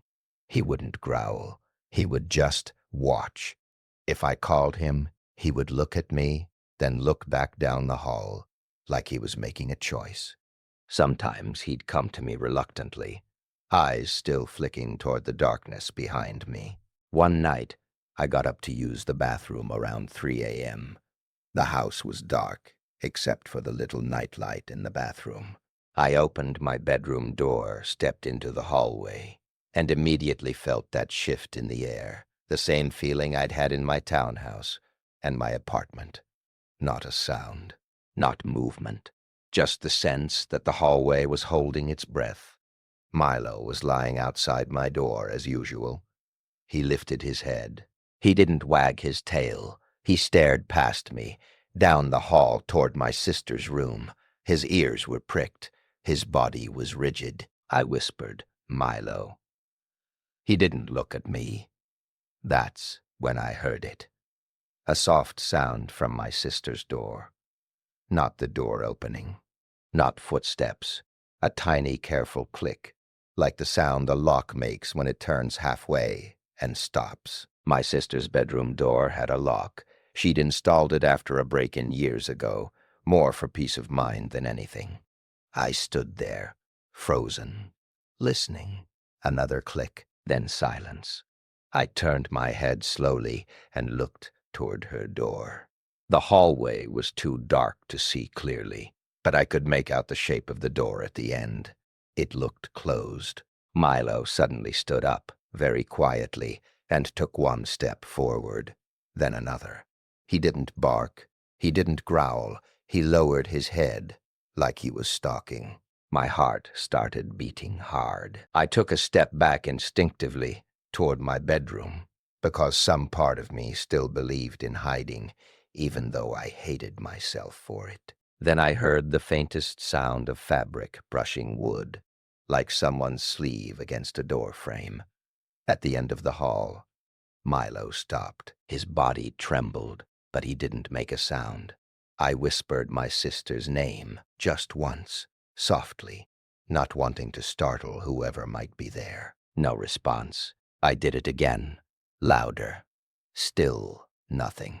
I turned on my phone flashlight, pointing it down the hallway. The beam cut through the darkness and hit my sister's door. Closed. Normal. Nothing there. But Milo's eyes were locked on a spot beside the door, where the wall met the floor, like he could see something I couldn't. I swept the flashlight beam lower. There was nothing. No shadow, no movement. But Milo suddenly backed up, fast, bumping into my legs. He made a small, involuntary sound, almost like a whine that got caught in his throat. Then he bolted into my room past me and jumped onto my bed, where he normally wasn't allowed. He curled up tight against the wall, shaking. I stood in the hallway, the phone light still pointed down the hall, trying to force reality to behave. I walked slowly toward my sister's room. The closer I got, the colder the air felt. That sounds dramatic, but it's true. It wasn't a breeze. It was like walking into a pocket of different temperature. I reached her door and put my hand on the knob. It was slightly warm, like someone had touched it recently. I knocked softly. No response. I knocked again, louder. I heard her shift inside, muffled by blankets. Then her sleepy voice. What? Relief flooded me so fast I almost laughed. I said, "Are you okay?" She sounded annoyed. "Yeah, why?" I hesitated, feeling stupid already. "I thought I heard something, like your lock." She was silent for a second. Then she said, "I didn't touch it." I said, "Can you check the lock? Just make sure it's locked." She sighed. I heard her get up, the bed creaking. I heard her hand on the knob. Then her voice, more awake now. "It is locked." I stared at the lock on her side of the door, even though I couldn't see it. I said, "Okay, sorry." I walked back to my room with the phone light on, feeling the weight of Milo's fear like something physical. Inside, Milo was still on the bed, eyes wide, watching the door. I sat on the edge of the mattress and whispered, "What did you see?" But he didn't relax until the sun came up. The next morning, I tried to rationalize it. Maybe the lock had settled. Maybe the metal had shifted. Maybe the click was the house contracting in the cold. But later that day, my sister came into the kitchen, holding something in her hand. It was a small brass key. She set it on the counter with a soft clink. "I found this in my door," she said. I stared at it. "What do you mean?" She frowned. "Like in the lock. Like someone had put it in there and left it." My skin went cold. "Is it yours?" she asked. I shook my head. She held it up. It wasn't one of her keys. It wasn't one of mine. It looked old, the kind of simple key that opens an interior door lock. We stared at it together, two adults in a bright kitchen, sunlight on the counter, trying to make sense of something that didn't belong. My sister said, "Maybe the previous owner left it. Maybe it fell out of something." But her voice was thin. She didn't believe herself. I asked her if she'd ever seen it before. She said no. I asked if anyone else had a key to her house. She said, "Only our mom, and she lived hours away." I asked if her back door was ever left unlocked. She said no. Then she said something that made my stomach drop. "I've been hearing stuff at night, too," she admitted quietly, like she didn't want to give it power. Little noises, like someone in the hall. But I thought it was Milo moving around. We looked at Milo, who was lying on the kitchen floor watching us, ears relaxed in the daylight, like he was a different animal. That night, we checked every lock twice. We put a chair under the back door handle, like in old movies. We left the hallway light on. I slept with Milo in the bed, despite my sister's rules, because I needed his warmth, his presence, his ability to sense things. Around 2:30 a.m., Milo's head snapped up. He stared at the door. His body went rigid. I held my breath, and then I heard it, so soft I almost convinced myself it was my imagination. A footstep, not in the hallway, inside my room. A footstep on the carpet near the closet, like someone shifting their weight carefully. Milo didn't bark. He didn't move. He just stared, eyes wide at the corner of the room where the closet door sat. I turned my head slowly. The closet door was closed. The room was dark except for the faint glow from the hallway light seeping under my bedroom door. I listened, holding my breath until my chest hurt. Another sound, a faint rustle like fabric brushing fabric. And then, very softly, a breath, right there, in the room. I felt tears prick my eyes, not from sadness, but from the pure, animal helplessness of being in a dark room with an unseen presence that had somehow crossed the boundary of locked doors and common sense. My hand reached for my phone on the nightstand, shaking. I turned on the flashlight. The beam swept across the room. Nothing. I swept it again, slower. The closet, the corners, under the desk. Nothing. But Milo's eyes didn't follow the light. He kept staring at the closet door as if something was still there. And then the closet door handle turned slightly. Not enough to open, just enough to make the latch click. I sat up so fast my back hurt. Milo let out a single low sound. Not a bark, not a growl. More like a warning that he didn't know how to make. The handle stopped moving. Silence. Then the same soft voice I'd heard months earlier in my townhouse. A voice that made my blood run cold because it was calm. It came from inside the closet. Shh. That was all. Just shh. Like I was being too loud by breathing. I don't remember everything that happened after that, and that terrifies me the most.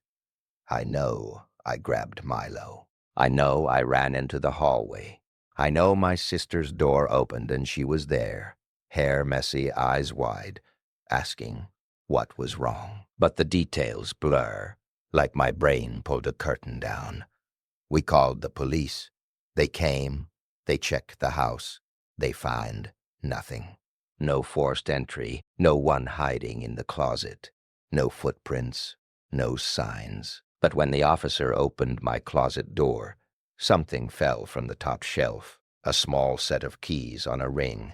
Not mine, not my sister's. Old brass keys, like the one she'd found in her lock. The officer picked them up, turned them in his hand, and said, "Do you have an old shed or something?"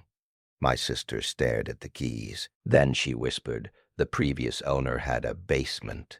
She hadn't mentioned a basement because she didn't use it much. It was unfinished and creepy, with a small door under the stairs that led down. The officer asked to see it. My sister said yes, reluctantly. We went to the basement door together. The officer shone his flashlight down the steps. The air that rose from below smelled like cold earth and old wood. It didn't feel like part of the house. It felt like a space that had been waiting. The officer went down. We stood at the top, clinging to each other in silence, listening to his footsteps on the wooden steps. He reached the bottom. His light swept around. He was down there for a long time. Finally, he called up, "Ma'am." My sister answered, voice shaky. "Yes," he said. "There's a room down here, behind a door. Is this yours?" My sister hesitated. "There's no room," he said. "There is now." When he came back up, his face was different, more serious, less procedural. He said there was a door in the basement that was closed, with a lock on it, a lock that matched the keys. He asked my sister if she'd ever opened it. She said no. He asked if she'd ever noticed it. She said she didn't think so. He said, "I'd like to open it." My sister looked at me.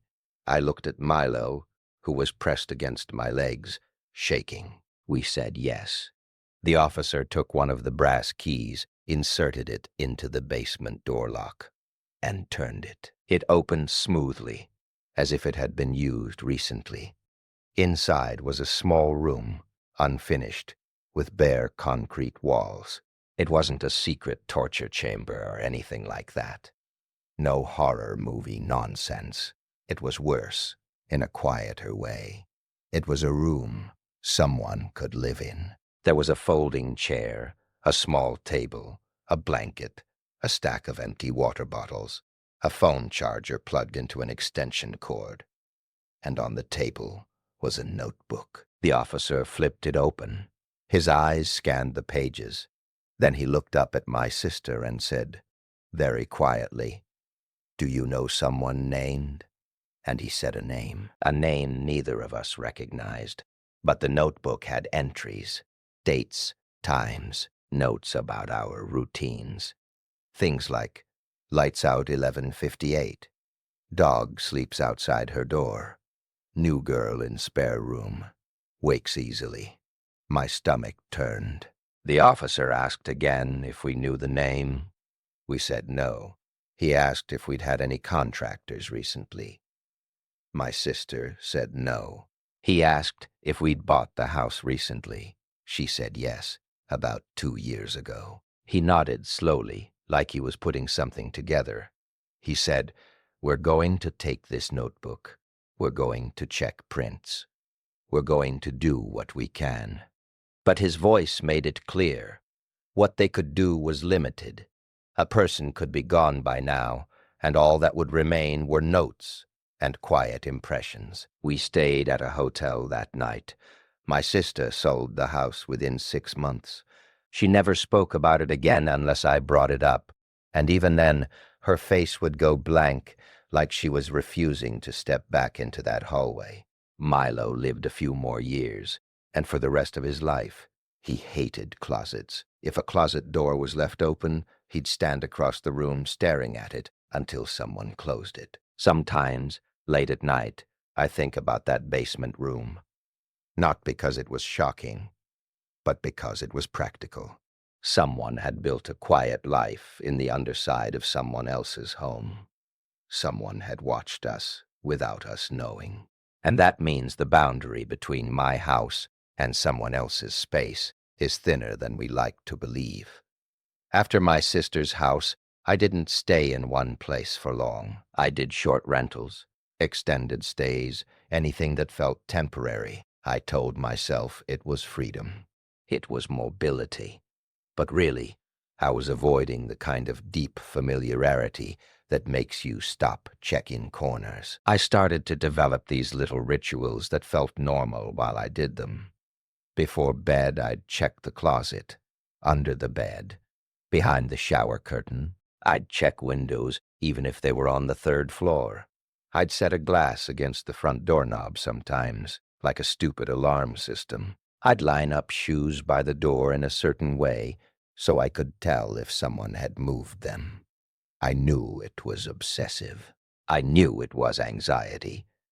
But the thing about anxiety is it only needs one real event to justify itself forever. A year later, I got a job that required travel. It wasn't glamorous travel. It was the kind where you spend your nights in chain hotels off highways, the kind with patterned carpets and the same framed art in every room. I liked hotels for one reason. No one can live in the walls, at least. That's what I told myself. I checked into a hotel one evening in a town I didn't know. The lobby smelled like coffee and disinfectant.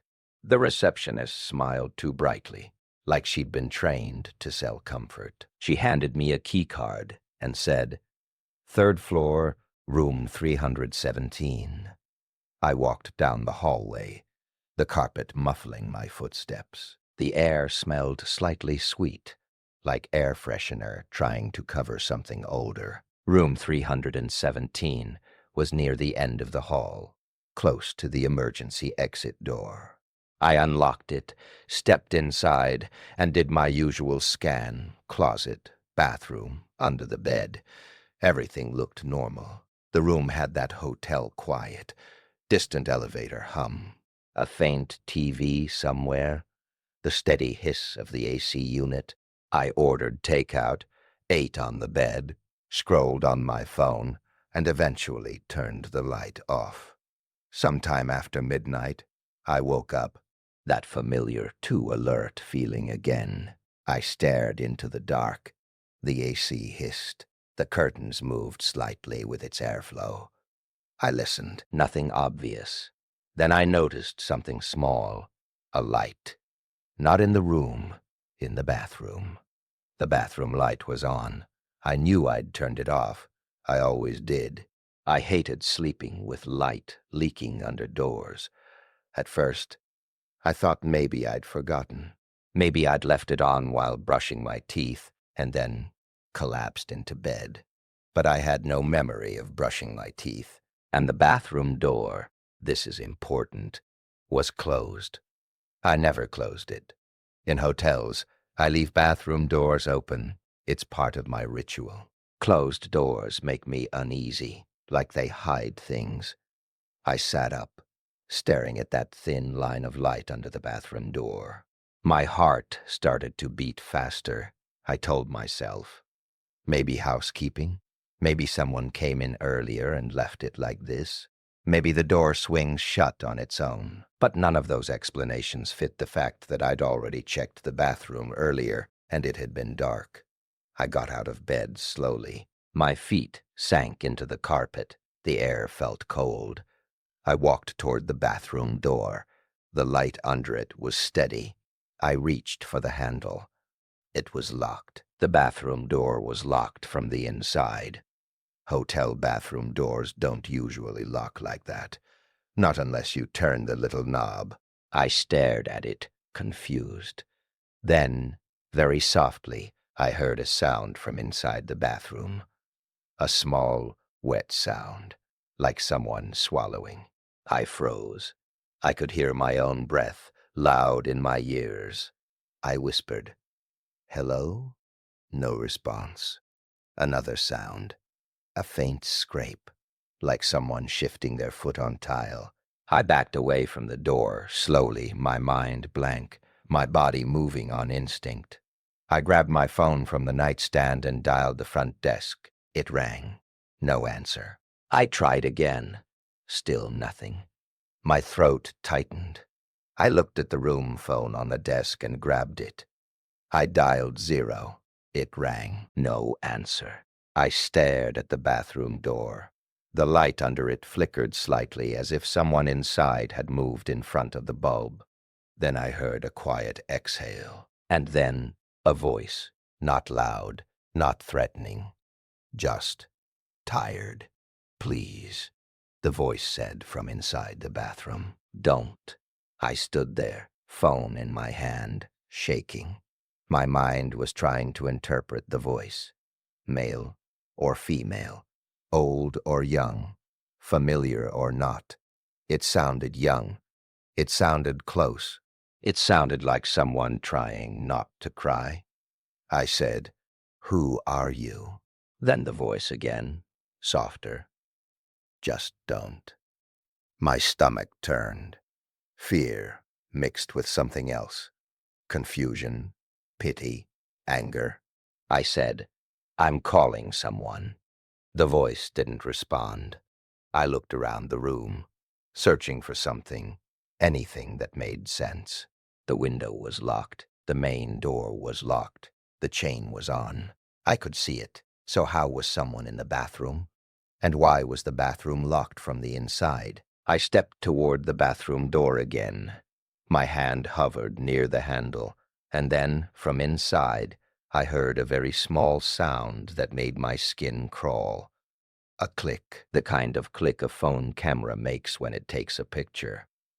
I froze. Another click, and then the faintest sound of fabric, like someone lifting something or adjusting their grip. I realized then what was happening. Someone was in the bathroom taking pictures of me through something. My eyes darted to the vent, to the mirror, to the tiny gaps in the doorframe. My mind landed on one possibility that I hated: the peephole. But the peephole was on the main door, not the bathroom. Then I looked at the mirror on the wall near the desk. It faced the bed at an angle.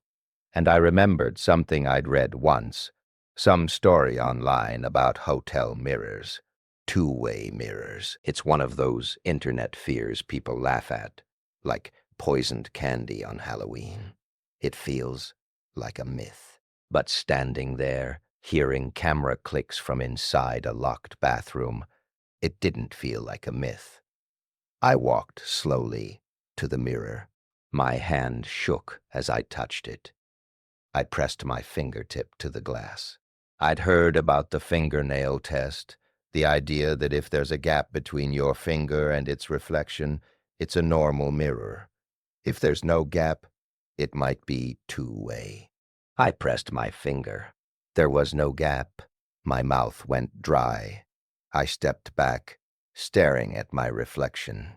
The room behind me looked normal in the mirror, but the glass itself suddenly felt like a surface hiding space. From inside the bathroom, the voice spoke again, almost pleading. "Don't make noise," it said.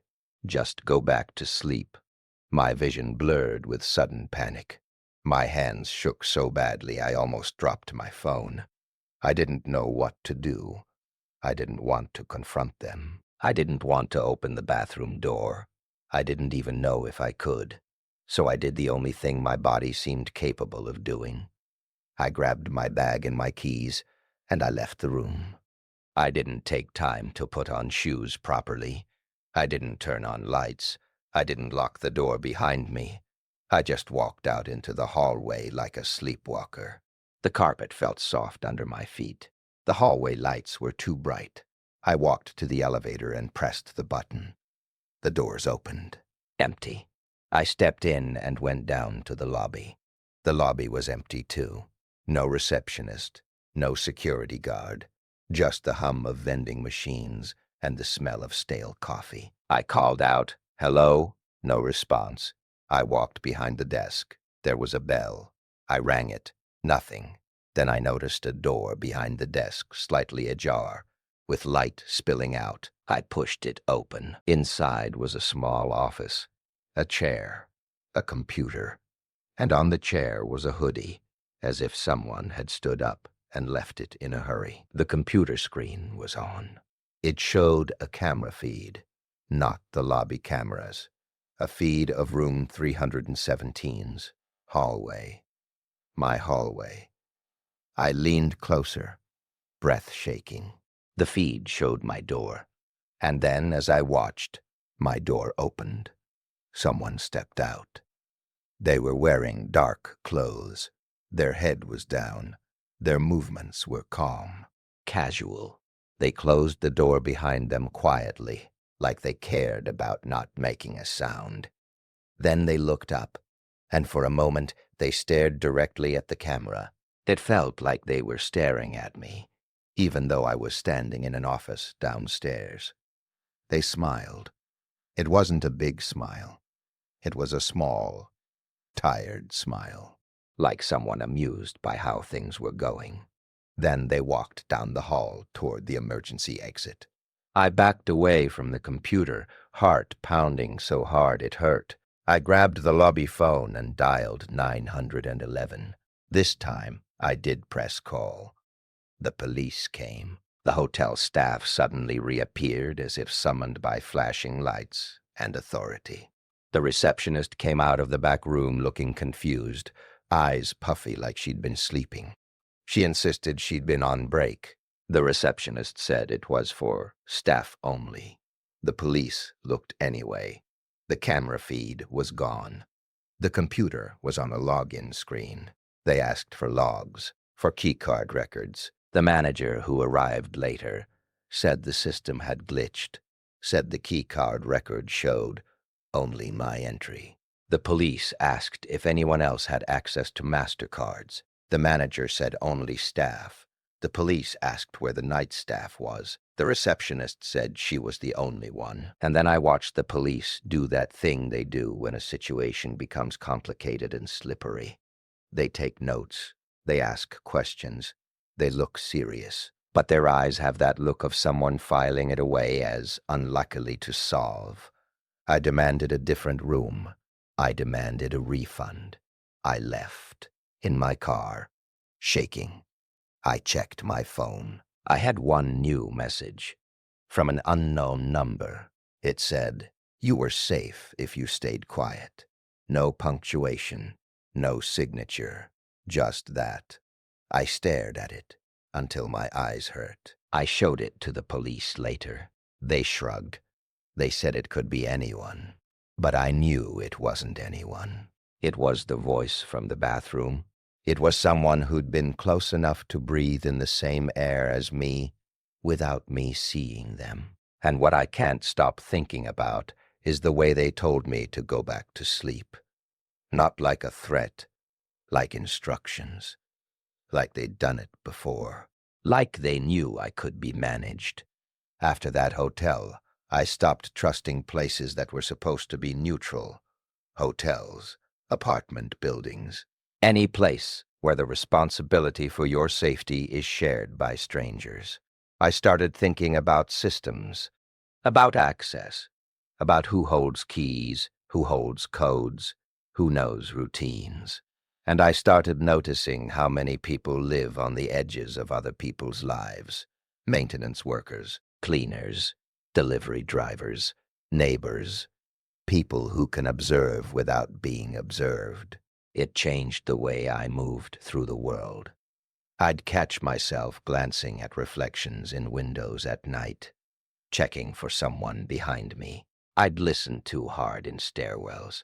I'd pause at my door before unlocking it, feeling for that invisible pressure of being watched. Eventually, I tried to take control in a way that made sense to my anxious mind. I bought a small house, not because I wanted it, because I thought it would solve something.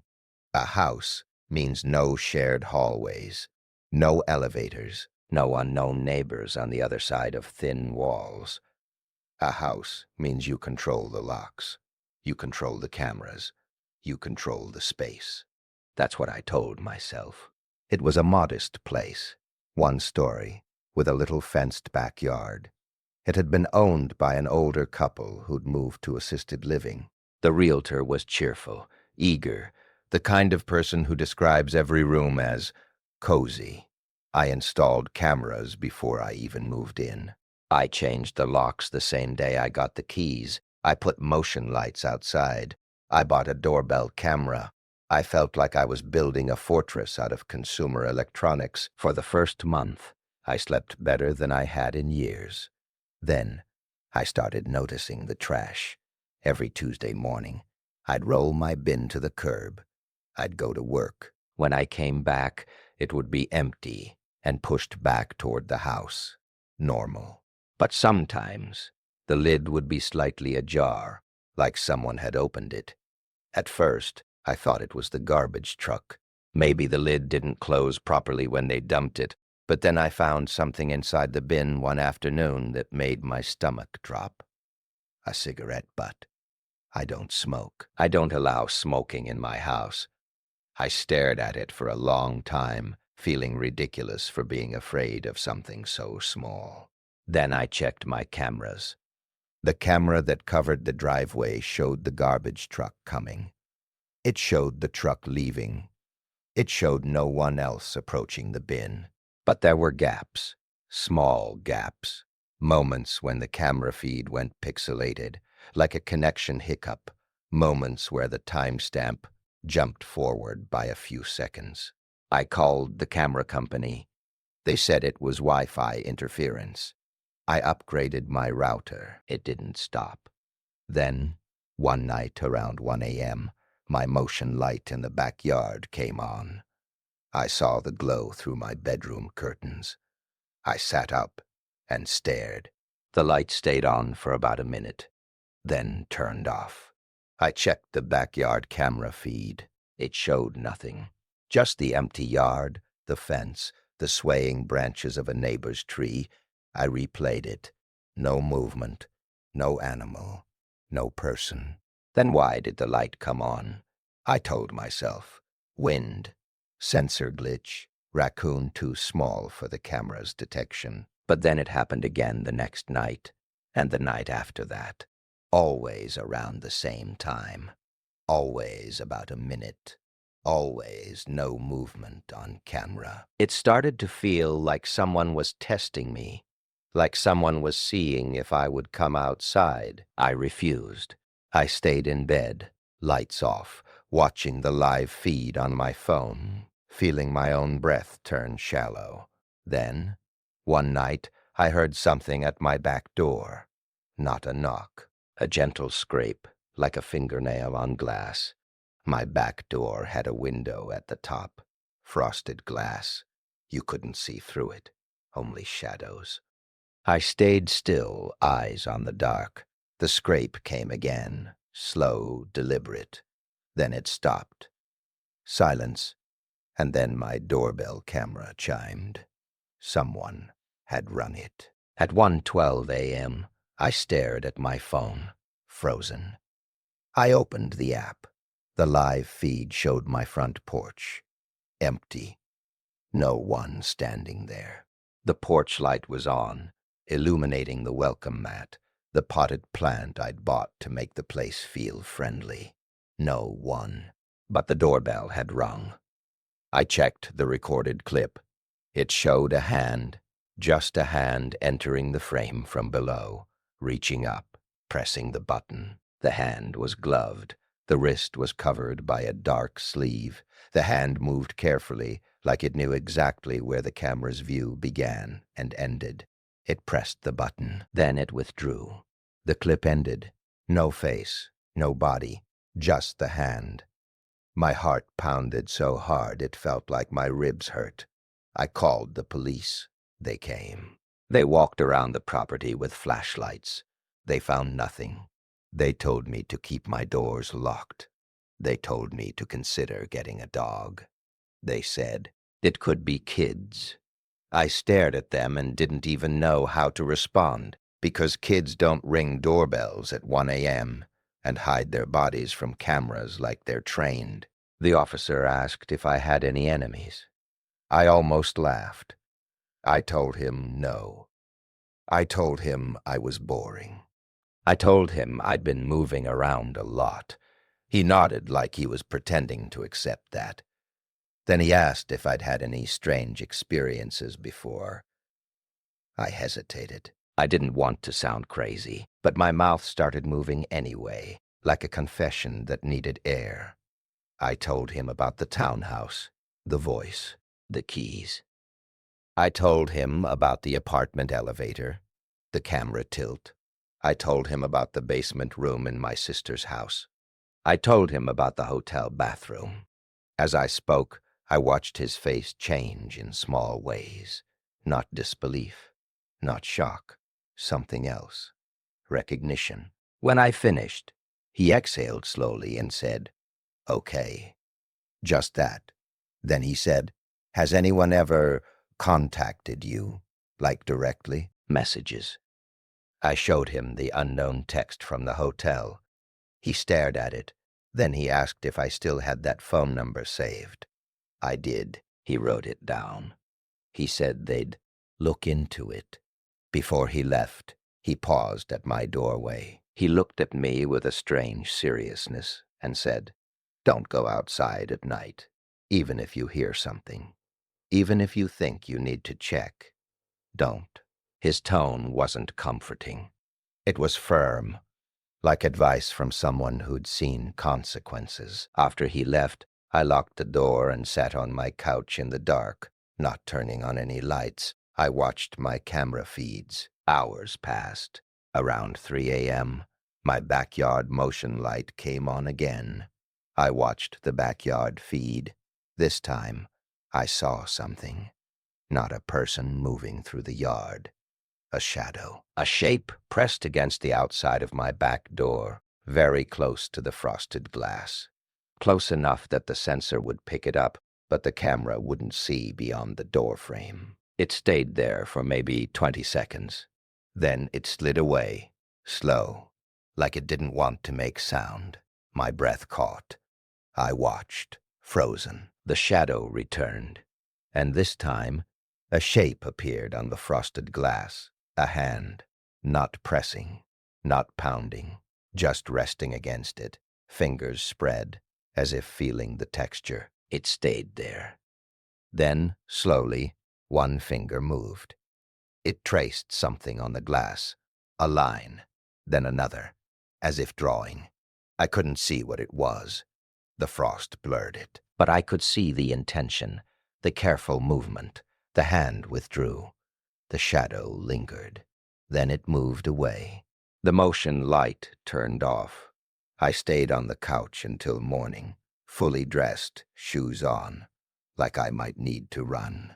When the sun came up, I went to the back door. On the outside of the frosted glass, someone had written in condensation, and then, somehow, made it permanent with something. Maybe grease, maybe oil. It was a simple message, written in messy, uneven letters. Still here. I didn't, because I knew what would happen. Questions, flashlights, shrugs. Instead, I packed a bag and left. I stayed in my car for a while in a grocery store parking lot, watching people push carts like the world was normal. I didn't know where to go, and that's the thing. If someone is determined to be close to you, a new address doesn't always solve it. It just changes the route they take. I started thinking about the possibility that I wasn't dealing with random, unrelated events. I started thinking about the patterns I'd been refusing to see. The voice in my townhouse knew my name. The person in the apartment building knew how to avoid cameras. The basement room in my sister's house had notes about my routine. The hotel message said I was safe if I stayed quiet. And now someone was at my back door, writing "still here" like it was a joke, only they understood. All of it revolved around one thing: observation. Someone watching, someone tracking, someone treating my life like something they had access to. It's a particular kind of horror, realizing your privacy isn't a given. It's something you have to defend. And even then, sometimes it's already gone. I did everything people tell you to do. I changed my number. I deleted social media. I set my accounts to private. I bought a P.O. box. I stopped using my real name for deliveries. I told my workplace not to share my schedule. I added extra locks. I kept lights on timers. I installed better cameras. I tried to make myself hard to know. And for a while it worked. Or it seemed to. I moved to a different state. I rented a small studio from an older woman named Carol who lived downstairs. The building was an old duplex, quiet, with thick walls. My unit had its own entrance on the side. Carol seemed kind. She baked sometimes. She left little notes about recycling rules. She had a soft voice. The neighborhood was quiet. Trees, old street lights, a sense of people keeping to themselves. I almost started to believe in normal again. Then I found the notebook. It wasn't hidden in a basement room or behind a secret door. It was right there, in my studio, in the built-in cabinet above the fridge, pushed behind the cleaning supplies Carol had left. I found it by accident while looking for a light bulb. It was a small spiral notebook, the kind students use. Worn edges, smudged cover. At first, I thought it belonged to Carol. Maybe she used it for grocery lists. I opened it. The first page had a date, written neatly, and beneath it, moved in, no name. I flipped the page. More dates. More notes. Front light stays on all night. Phone call with sister 7:14 p.m. Leaves for work 8:05 a.m. Shops Thursday. My hands started shaking so hard I had to sit down on the kitchen floor. The notes were about me, not just this week, going back months, before I had even moved in. I flipped frantically. The entries continued. Different addresses, different towns. Notes about routines. Notes about neighbors. Notes about locks. And then, on one page, written in a different pen, messier, too many cameras now. Harder. I sat there on the floor, notebook in my lap, feeling like I'd stepped out of my own life and was looking at it from above, like it belonged to someone else. Because how could there be notes about my routine from before I lived here? How could there be addresses I recognized from my past rentals, written in someone else's handwriting in a notebook sitting above my fridge? The room felt suddenly too small. The air felt stale.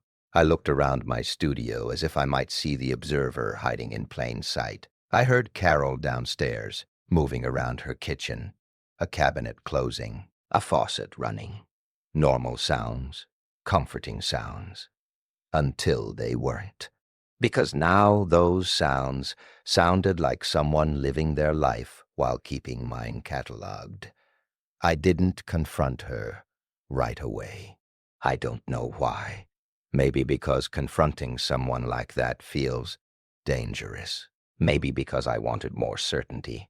Maybe because part of me still clung to denial, like it was a blanket. Instead, I put the notebook back exactly where I found it. Then, I waited. That night, I pretended to sleep. I turned off the lights, got into bed, and lay still listening. Hours passed. The building creaked. A car passed outside. I almost drifted off. Then, around 2 a.m., I heard the softest sound at my door. Not a knock. A click. My door lock. The studio had a deadbolt and a knob lock. I always locked both. I'd checked twice. The click sounded like a key trying to lock gently, not forcing it, just testing. My heart started pounding. I held my breath. Another click. Then, very softly, the knob moved, not turning fully, just a slight jiggle. Then a pause. Then the deadbolt. A slow turn. The deadbolt turned from the outside. My blood went cold. Someone had a key. Of course they did. Carol was my landlord. She would have a key. But why was she turning my deadbolt at 2 a.m.? The deadbolt stopped halfway, like whoever was turning it was reconsidering, listening for movement. I lay perfectly still, eyes open in the dark. The deadbolt turned back to locked.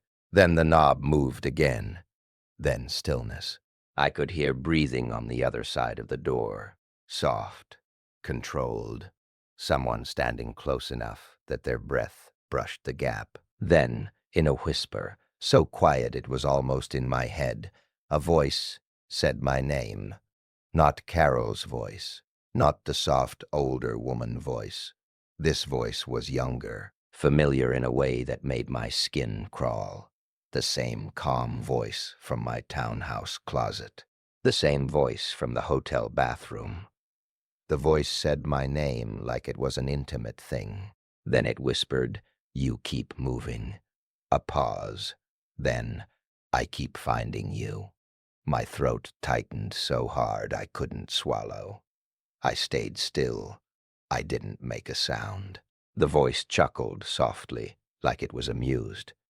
Then it said, "I'm not here to hurt you." The words sounded practiced, like something said many times. Then the voice said, "I just want you to stop looking." I felt tears in my eyes, hot and silent. The voice continued, almost gentle now. "You're exhausting," it said. All the locks, all the lights. Another pause.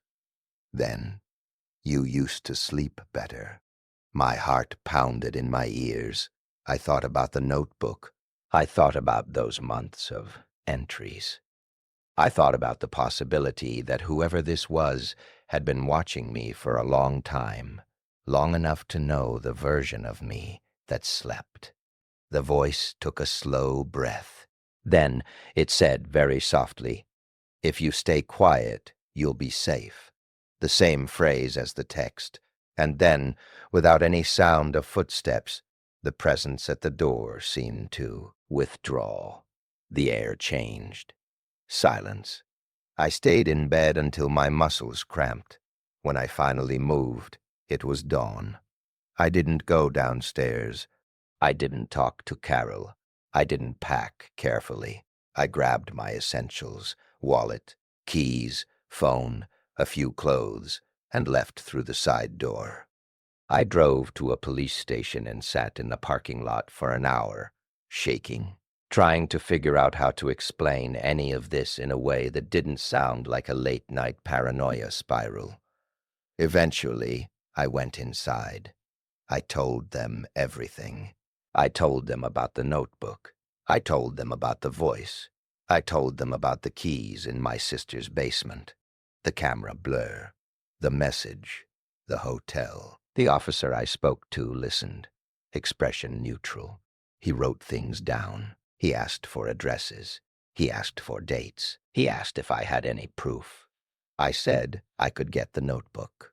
He told me to bring it in, so I went back, midday, when the world was bright and busy, when people were outside, when I felt less like I was moving through a private nightmare. Carol was in her garden when I arrived, kneeling in the dirt, hands in gloves, humming softly. She looked up and smiled like nothing was wrong. "Hi," she said warmly. "Everything okay?" My mouth went dry. I forced myself to smile back. "Yeah, I forgot something." She nodded. "Go ahead." Her tone was normal. She went back to her flowers. I walked into my studio, heart pounding, and went straight to the cabinet. The notebook was gone. The cleaning supplies were neatly arranged. No notebook. I searched every cabinet, every drawer. I checked under the bed. I checked behind the fridge. I checked the closet. Nothing. I stood in the middle of the studio, breathing hard, feeling like I was going to throw up. Then I noticed something on the counter, a piece of paper, folded once. It hadn't been there when I left. My fingers trembled as I picked it up. Inside, written in neat handwriting, were 3 words. "Don't tell stories." That's it. No signature, no explanation. Just a quiet warning. I walked out of the studio holding that paper like it was radioactive. Carol looked up from her garden again. "Find it?" she asked, still smiling. I stared at her. Her smile was gentle. Her eyes were calm. I didn't know if she knew. I didn't know if she was involved. I didn't know if she was another person being used as a doorway. I said, "Yeah," and I walked to my car. I didn't go back. I sent a friend to pick up the rest of my things later, while I stayed far away, because I couldn't bear to walk into that studio again without feeling like someone would be behind the door. The police couldn't do much without the notebook. The paper note wasn't enough. A whisper at a door isn't evidence. They suggested restraining orders, security measures, therapy. They suggested I stop feeding fear. I nodded like I understood. But here's what I didn't say. My fear wasn't a monster. It was a person who moved quietly and left almost nothing behind. A person who wasn't dramatic. A person who understood systems and access and the way people dismiss what they can't easily file. A person who seemed to believe they had some claim on my attention. A person who wanted me to stop looking. And the thing about being told, "Don't tell stories," is that it changes the way you hold your own memories. You start to wonder which ones are safe to speak aloud, and which ones will summon that quiet presence back to your door. For a long time after that, I didn't talk about any of it. I didn't even write it down. I was afraid of paper, afraid of leaving traces that could be found.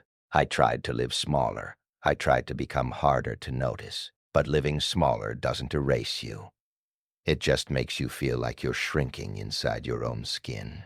Eventually, I ended up in a place I thought would be the safest, with other people around all the time. I took a room in a shared house, a big old house split into rented bedrooms. There were 5 of us, all adults, all strangers. We shared a kitchen and living room, the kind of place where you always hear someone's music through a wall and you learn the rhythm of other people's showers. I told myself, no one can do anything in a house full of people. Someone would notice, someone would hear. In a way, it did help. For a while, then the notes started appearing. Not threatening notes like in movies. Not letters with cut-out magazine words. Little notes, ordinary sticky notes. At first, I thought they were from my roommates. Reminders, house rules. One morning I found a sticky note on the kitchen counter that said, "Milk expires today." I assumed it was for the house. Then I realized I was the only one who bought milk. I asked my roommates casually. None of them claimed it. We laughed about it. Someone said, maybe it was the previous tenant. The next day, a sticky note appeared on the fridge. Don't forget your keys. That one made my skin prickle because I had, in fact, almost forgotten my keys that morning. I'd left them on the counter and then turned back at the last second. It felt like someone had watched me do that. I asked again. No one admitted it. My roommates looked at me with mild concern, like I was getting weird. I started taking pictures of the notes, just in case. Then one appeared on my bedroom door, not inside my room, on the outside. It said, "Sleep." I peeled it off and stood there in the hallway holding it, listening to the house sounds around me. Someone laughing in a room, a TV murmur, running water. Normal. Then another note appeared the next night, on the inside of my door. I found it when I woke up. It was stuck to my desk lamp. It said, "Better." My mouth went dry. That note could only have been placed there if someone had been inside my room while I slept. I checked my door. It was locked. But the lock on my bedroom door was old, the kind that can be opened with a coin if you know how. I'd noticed that when I moved in, and I'd told myself I'd replace it. I hadn't. Now I stood in my room, staring at that sticky note, feeling that familiar, sick helplessness. I bought a new lock that day, one with a keypad. I installed it myself. I set the code. I didn't tell anyone. That night I lay in bed with my phone in my hand, ready to call for help, ready to scream. I kept the lights off because I didn't want to show myself through the window. I listened. Hours passed. Then, around 3 a.m., there was a soft sound at my door. Not the lock, the keypad. A gentle beep, then another. Someone was trying codes. Slowly, patiently. Beep, pause. Beep, pause. Beep. My heart pounded. I didn't move. The beeps continued. Not frantic. Not like someone guessing randomly. Like someone who had time. Like someone who believed they would eventually get it right. Then, after a few minutes, the beeping stopped. Silence. Then the soft voice came through the door, low enough that only someone close would hear. I liked the old lock. My breath caught. The voice sounded amused. Then it said, "You're learning." A pause. Then, "But you're still here." I didn't respond. The voice exhaled softly, as if disappointed. Then it said, If you tell them, they won't believe you. That was true, and the fact that it was true made my stomach twist, because it meant the voice understood social reality better than fear does. It understood the way people roll their eyes, the way people want simple explanations. Then the voice said, almost kindly, "Go to sleep."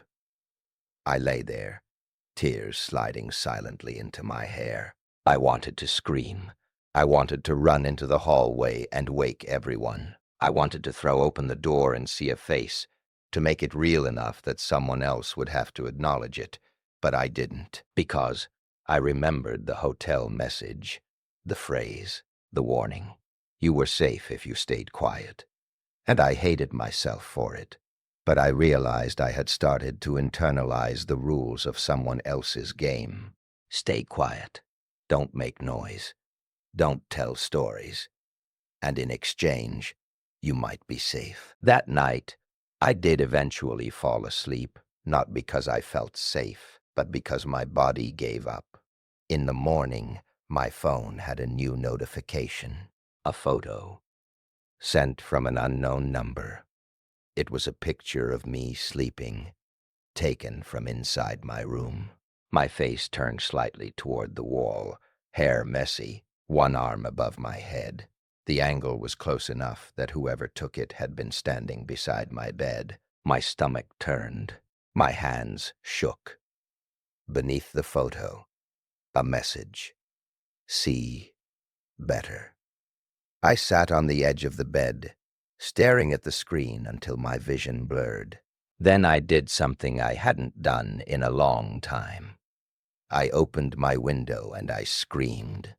Not words, just sound.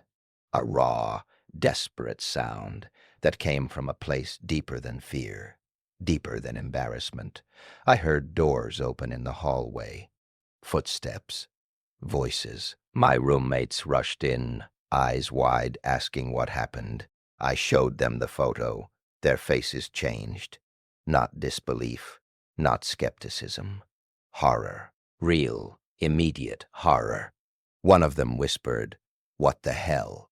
Another said, "Call the cops." And finally, for the first time in years, my fear wasn't mine alone. The police came. We showed them the messages.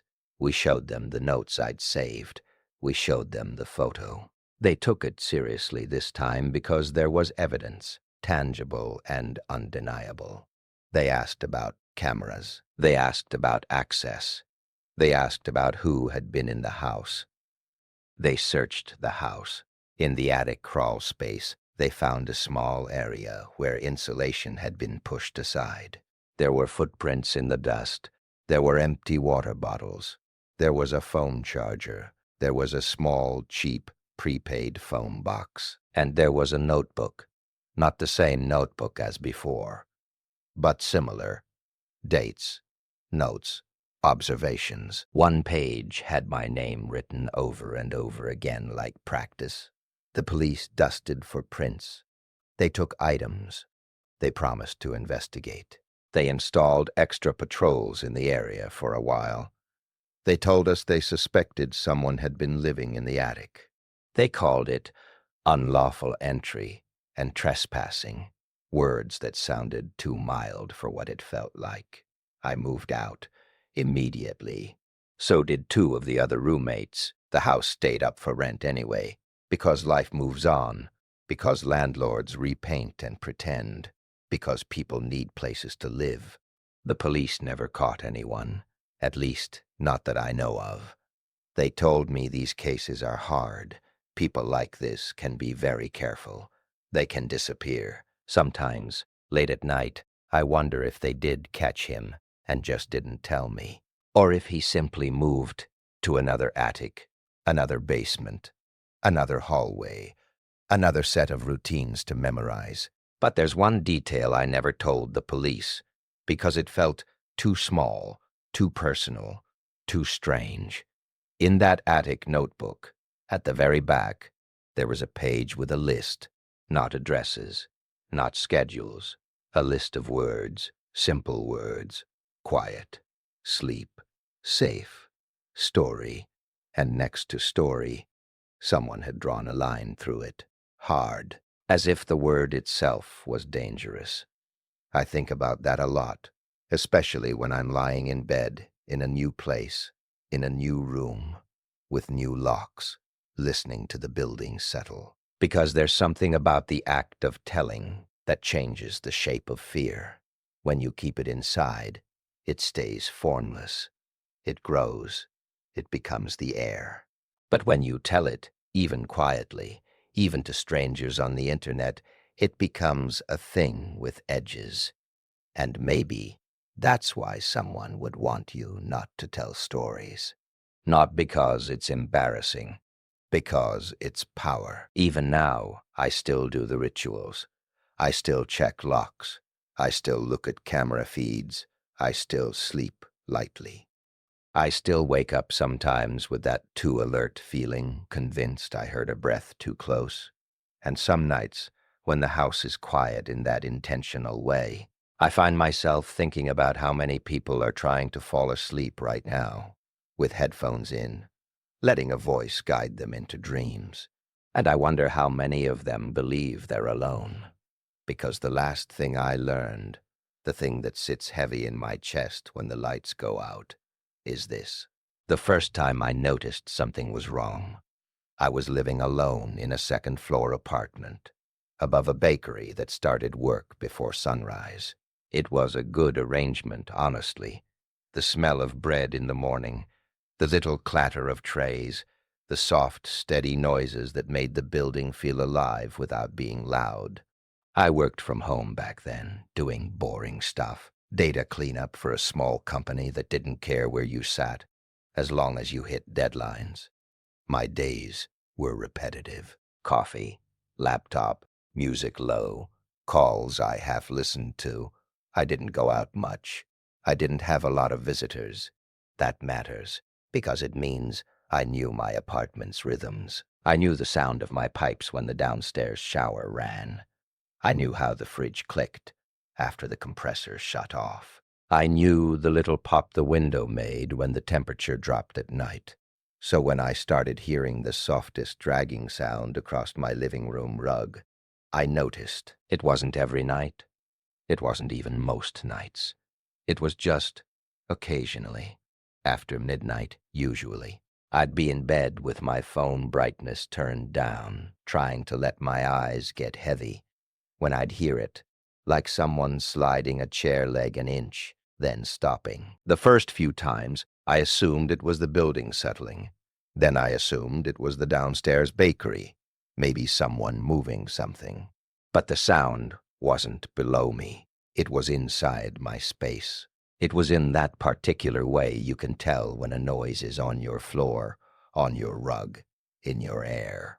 I'd lie there and listen. Silence would come back, thick and ordinary, and I'd feel embarrassed by how alert I'd gotten.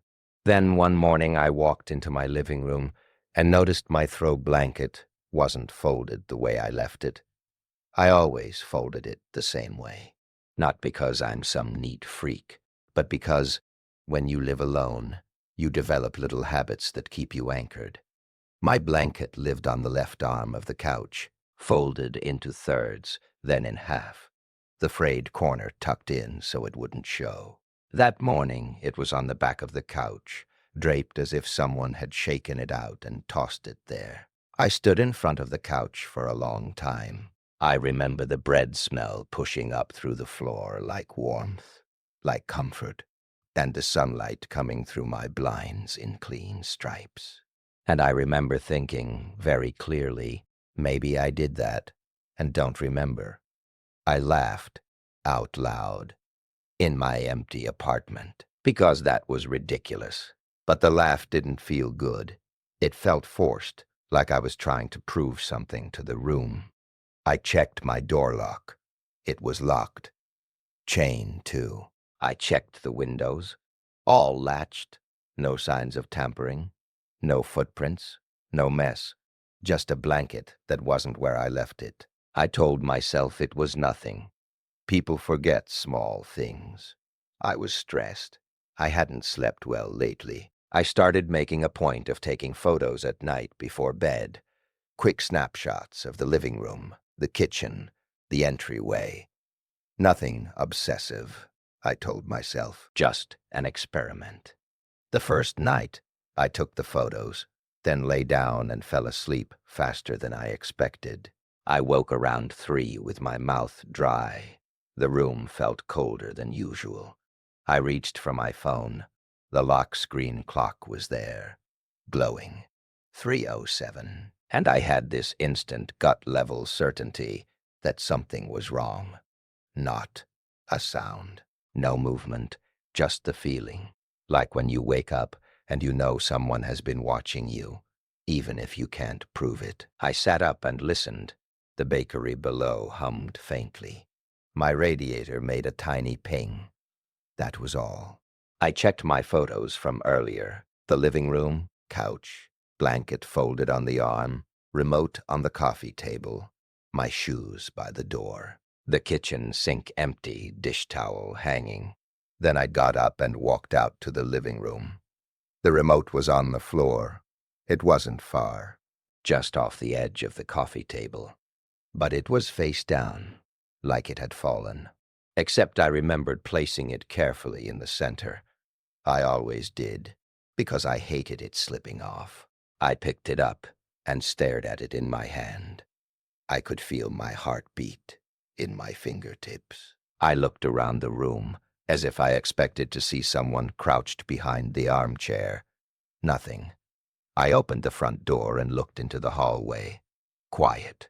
Smelled faintly of detergent and old carpet. The neighbor's door across from mine was shut. I closed my door and locked it again, slowly, like I was trying not to make any noise. Back in bed, I told myself I must have knocked the remote off at some point. Maybe when I got up to use the bathroom. Except I hadn't gotten up. Not that I remembered. In the morning, I checked the photos again, and I noticed something else, something I hadn't seen at 3 in the morning, because my brain was in that foggy place. In the living room photo, my shoes by the door were aligned heel to wall, neat and parallel. When I looked at them in person that morning, the right shoe was turned outward, like someone had slipped their foot into it, without caring. I sat on the edge of the couch and tried to reconstruct my night like it was a puzzle. I tried to remember getting up, tried to remember standing by the door. Nothing came. I started to doubt myself in a way that made me feel sick. It's one thing to be scared of an intruder. It's another thing to be scared of your own memory. Over the next week, I kept taking photos. Every night. Same angles, same rooms. It became a little ritual. I'd brush my teeth, shut off lights, then do a slow walkthrough with my phone camera, like I was documenting my own life for someone else. And for a few days, nothing changed. Photos matched reality. I started to calm down. Then one night, I forgot. I was exhausted, and I just didn't do it. I fell into bed with my clothes half on, fell asleep like I'd been unplugged. I woke up to a sound. Not dragging. Breathing. Not my breathing. Not that soft, inside your own chest breathing. This was in the room. A quiet inhale. A quiet exhale. Close enough that I could tell the rhythm wasn't mine. I didn't move. I tried to control my own breath, to match it, to make it seem like I was asleep.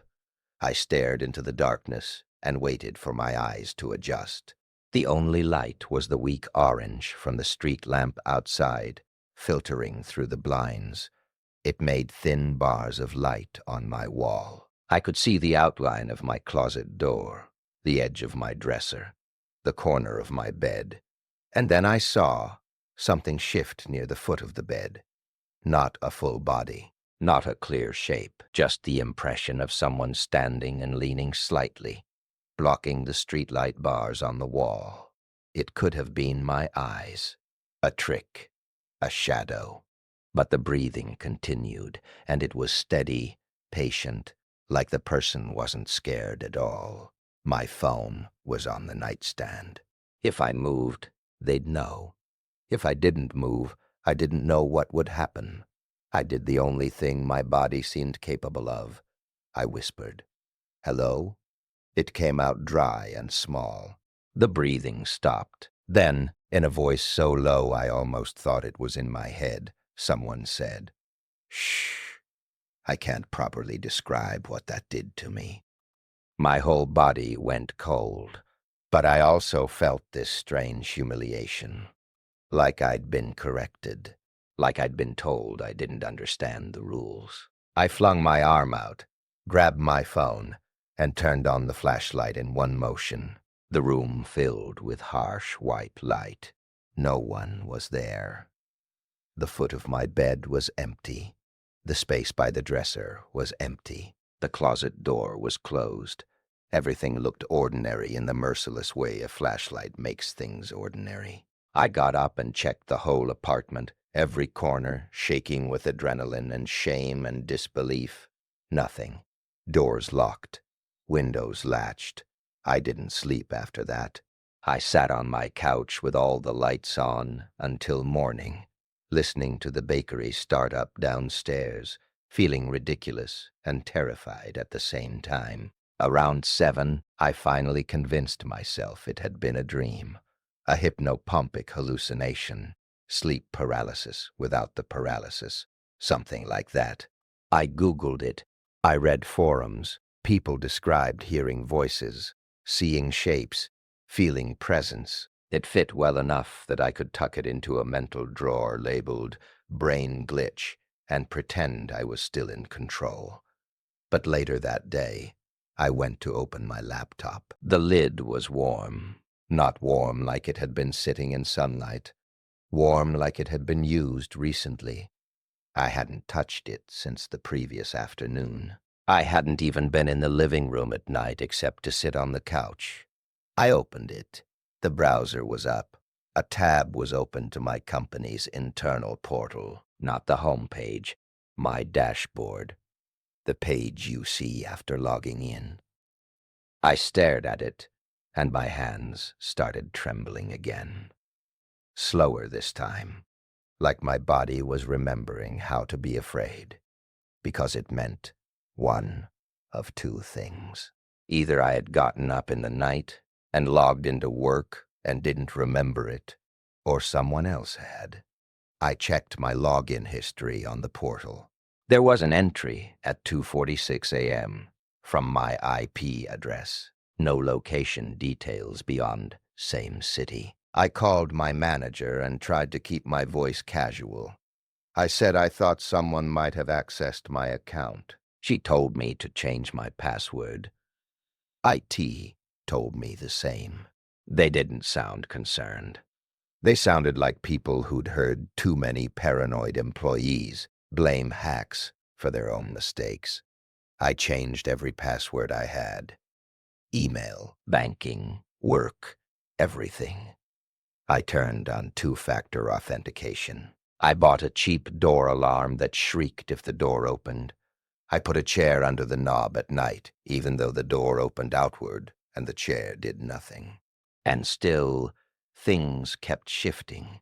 A glass in the sink when I knew I'd washed it. My toothbrush damp when I hadn't brushed yet. A faint smell of someone else's cologne in my hallway that vanished when I leaned in to sniff it. I started to keep the bathroom light on at night because darkness began to feel like permission. One evening, I came home and noticed my door chain was hooked, but the main lock wasn't. I stood there with my grocery bag cutting into my fingers, staring at that unlocked deadbolt like it was a word in a language I didn't speak. I always locked the deadbolt. I could see the scratch marks on the brass from my key. I could feel the habit in my wrist. Lock, then chain. Every time. I didn't go in right away. I backed away into the hallway. My heart thudded in my throat, and I remember the absurd thought that if I got murdered, it would be while holding a carton of eggs and a bag of apples. I called the police. They came, polite and bored, like I was reporting a noise complaint. They walked through. No signs of forced entry. No one hiding. They asked if I had enemies. I said no. They asked if I'd been drinking. I said no. They asked if I'd been under stress. I said yes, because it seemed like the only honest answer. After they left, I sat on my couch and cried quietly, mostly out of frustration. That night, I decided to set up my laptop camera to record. I know it sounds obvious to do that sooner, but there's this weird thing that happens when you're scared in an uncertain way. You avoid proof. You avoid anything that will make it real. Because if it becomes real, you have to act, and acting makes you feel foolish if you're wrong. But I needed to know. I propped my laptop on a shelf facing the living room.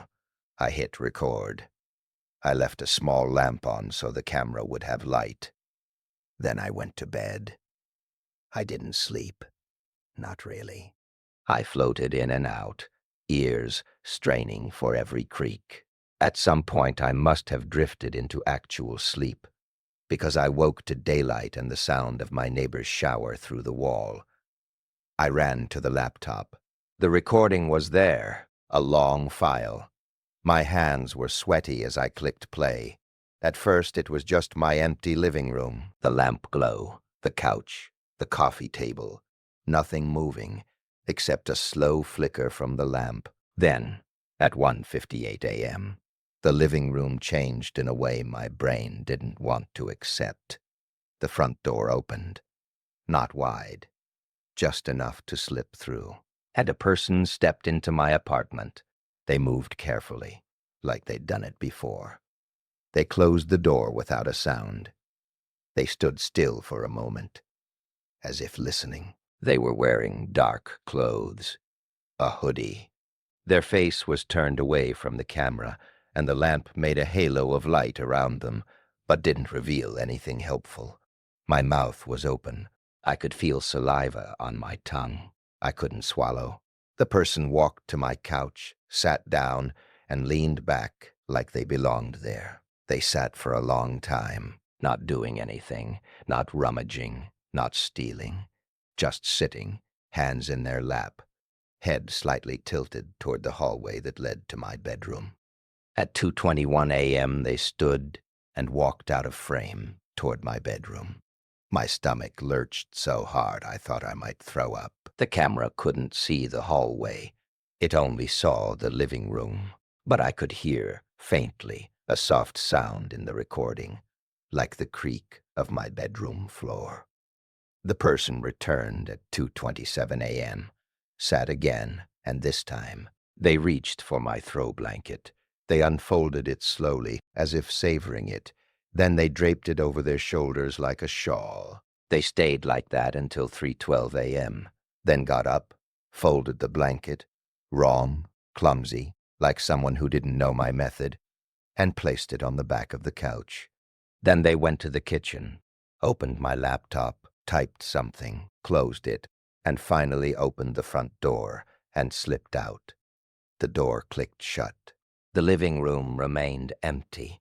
The video continued until morning. I paused it and sat there in a silence so deep it made my ears ring. I watched it again and again, looking for something, anything, a face, a distinguishing mark, but the hoodie and the angle hid them. I called the police again. This time, they sounded more interested. They came, they took the video, they asked questions, they dusted for prints, they checked the building. They found nothing. The officer told me to stay with someone if I could. He suggested changing the locks. He suggested a camera that uploaded to the cloud.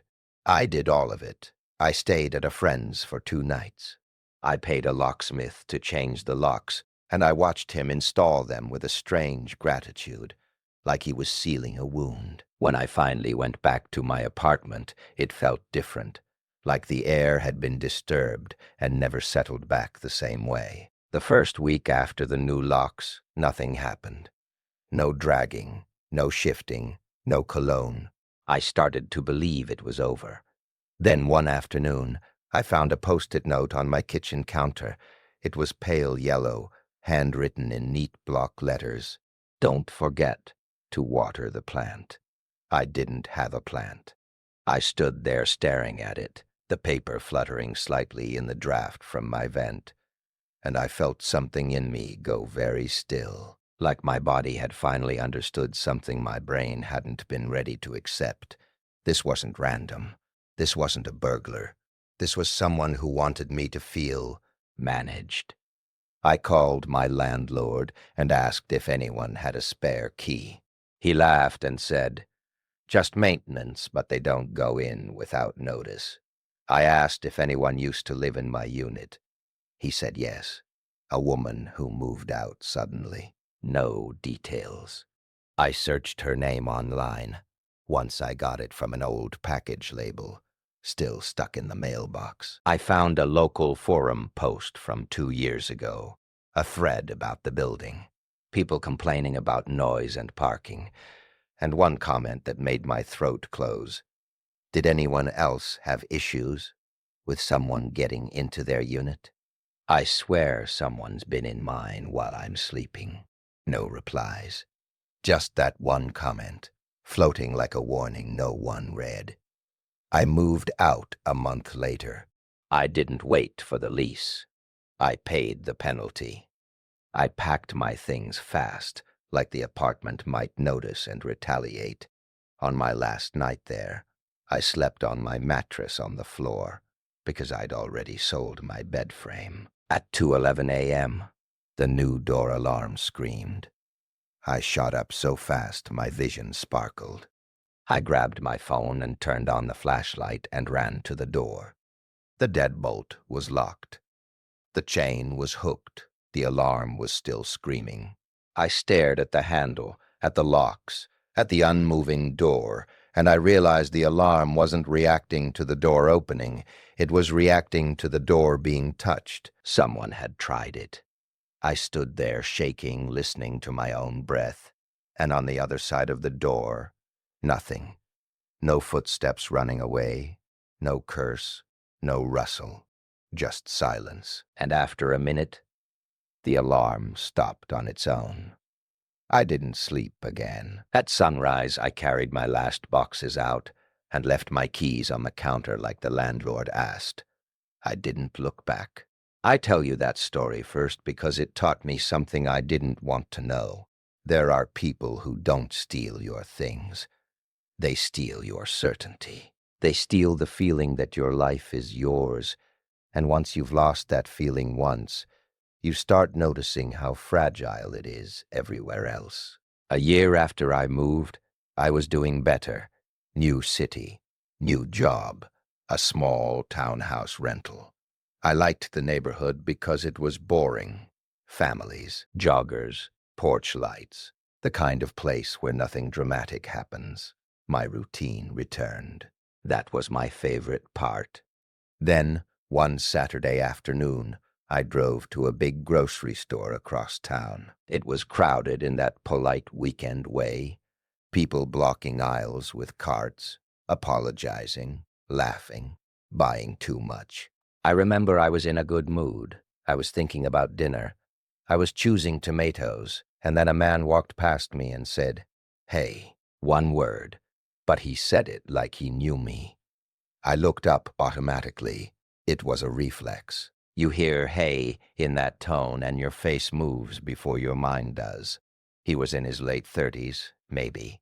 Clean haircut, simple clothes. Nothing about him stood out except the confidence with which he said it.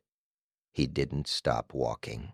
He just passed me, eyes forward, and his hand brushed my elbow lightly as he went by. The touch was casual, almost friendly, but it made my skin crawl in a way I couldn't explain. I watched him walk away down the aisle, and I felt this sudden, sharp urge to follow him, to demand, "Do I know you?" But I didn't. I told myself it was nothing. People say hey to strangers all the time. Maybe he thought I was someone else. I went back to my tomatoes. 10 minutes later, in a different aisle, I heard it again. Hey. Same voice. This time, it was behind me. I turned quickly, heart doing that annoying jump it does when you're startled. He was there, leaning casually on his cart, as if he'd been waiting. He smiled, small and polite. "Sorry," he said. "You look familiar."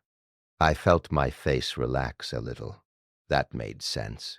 It was awkward, but normal. "Yeah, I don't think so," I said, trying to sound friendly. He nodded, like he expected that response. "You're right," he said. "My mistake." And then he added softly, "You changed your hair." I froze. I hadn't changed my hair. It was the same as always, long and plain and pulled back. I didn't dye it. I didn't cut it dramatically. There was nothing to change. I stared at him, waiting for the punchline, waiting for him to laugh and say he meant someone else. He didn't. He just looked at me with a calm, almost curious expression, like he was watching an animal in a zoo. My mouth went dry. I started and then stopped, because I didn't know what I was going to say. He tilted his head slightly. "Anyway," he said, like he was bored, "have a good one." Then he pushed his cart away, slow and unhurried. I stood there in the cereal aisle, with my hands gripping my basket so hard my knuckles ached. I left the store without finishing my shopping. I walked to my car in that bright afternoon sun, feeling like I was moving through a dream. I checked the back seat before I got in. I locked the doors immediately. On the drive home, I told myself it was just a weird encounter. Maybe he was messing with me. Maybe it was some social experiment. Maybe he was mentally ill. But when I got home, I found a flyer tucked under my windshield wiper. I hadn't seen anyone near my car. The flyer was for a local gym. Normal, glossy, a big picture of a smiling woman lifting weights. Except on the back, in black pen, was a sentence, "Nice to see you again." I drove straight to the police station. I brought the flyer. I told them what happened. The officer on duty listened and nodded and asked for a description. He asked if the man had threatened me. "No," I said, "not exactly." He gave me that look people give you when they're trying to decide whether you're overreacting. "He may have just been trying to flirt," he said, and I felt anger flash through me, hot and immediate. "That's not flirting," I said. That's something else." He took the flyer. He told me to be aware of my surroundings. He suggested I vary my routine. He suggested I carry pepper spray. He said they'd make a note of it. I left feeling both relieved and strangely alone. For the next few days, I did vary my routine. I went to different stores. I took different routes home. I checked my mirrors more. I didn't go out at night. Nothing happened. Then, on Wednesday, I came home from work and found my mailbox open. It wasn't pried. It wasn't broken. It was just open. Inside was my mail. Bills, junk flyers, a small envelope addressed to me in handwriting I didn't recognize. No return address. My stomach tightened as I carried it inside. I stood at my kitchen counter for a long time before opening it. The paper felt too light, too ordinary to hold anything dangerous, and yet my hands shook. Inside was a single printed photo. It was me, not a selfie, not a social media photo. It was a picture taken from a distance in the grocery store. I was in the produce section, looking down at tomatoes. The photo was slightly grainy, like it was zoomed in, but it was clear enough to see my face in profile, my hair pulled back, my expression calm and unaware. On the back, in the same black pen, "You always look so serious. when you pick fruit. My throat constricted, and I had to sit down. I remember the kitchen being too bright, the hum of my fridge too loud, my own heartbeat making my ears throb. This wasn't random. This wasn't someone mistaking me for someone else. This was someone who had watched me long enough to take a photo, print it, and put it in my mailbox. That means they knew where I lived. I called the police again. This time, they took it more seriously. They asked if I had security cameras. I didn't. They asked about my neighbors. I barely knew them. They suggested I get cameras. They suggested I stay with someone. I did both. I ordered a simple camera system that pointed at my front door and driveway. I stayed at a friend's house for 2 nights while it arrived, and I installed it. When I finally slept in my house again, I slept with the bedroom door locked and a chair wedged under the knob. The cameras recorded constantly. Motion alerts pinged my phone whenever a car passed, whenever a cat wandered by, whenever a tree branch moved in the wind. It was exhausting, but I wanted proof. On Friday night, at 12:43 a.m., my phone buzzed with a motion alert. I was awake instantly. I opened the app. The front door camera feed loaded. There was a person standing on my porch. He wasn't trying to hide. He stood facing my door, hands relaxed at his sides. The porch light illuminated him clearly, and my stomach dropped because it was the man from the grocery store. He looked different at night, paler, more deliberate, like he'd chosen this moment. He leaned forward, close to my door, and I realized he was listening. Then he raised his hand and pressed his palm flat against my door. He didn't knock. He just held his hand there, as if feeling the warmth through the wood. I watched, frozen in my bed, my phone glowing in my hand. After maybe 10 seconds, he took his hand away and did something that made my breath catch. He pulled a key ring from his pocket. He selected a key. He inserted it into my front door lock, and he turned it. The lock didn't open because I'd changed it recently when I moved in. It resisted. He tried again, slightly harder.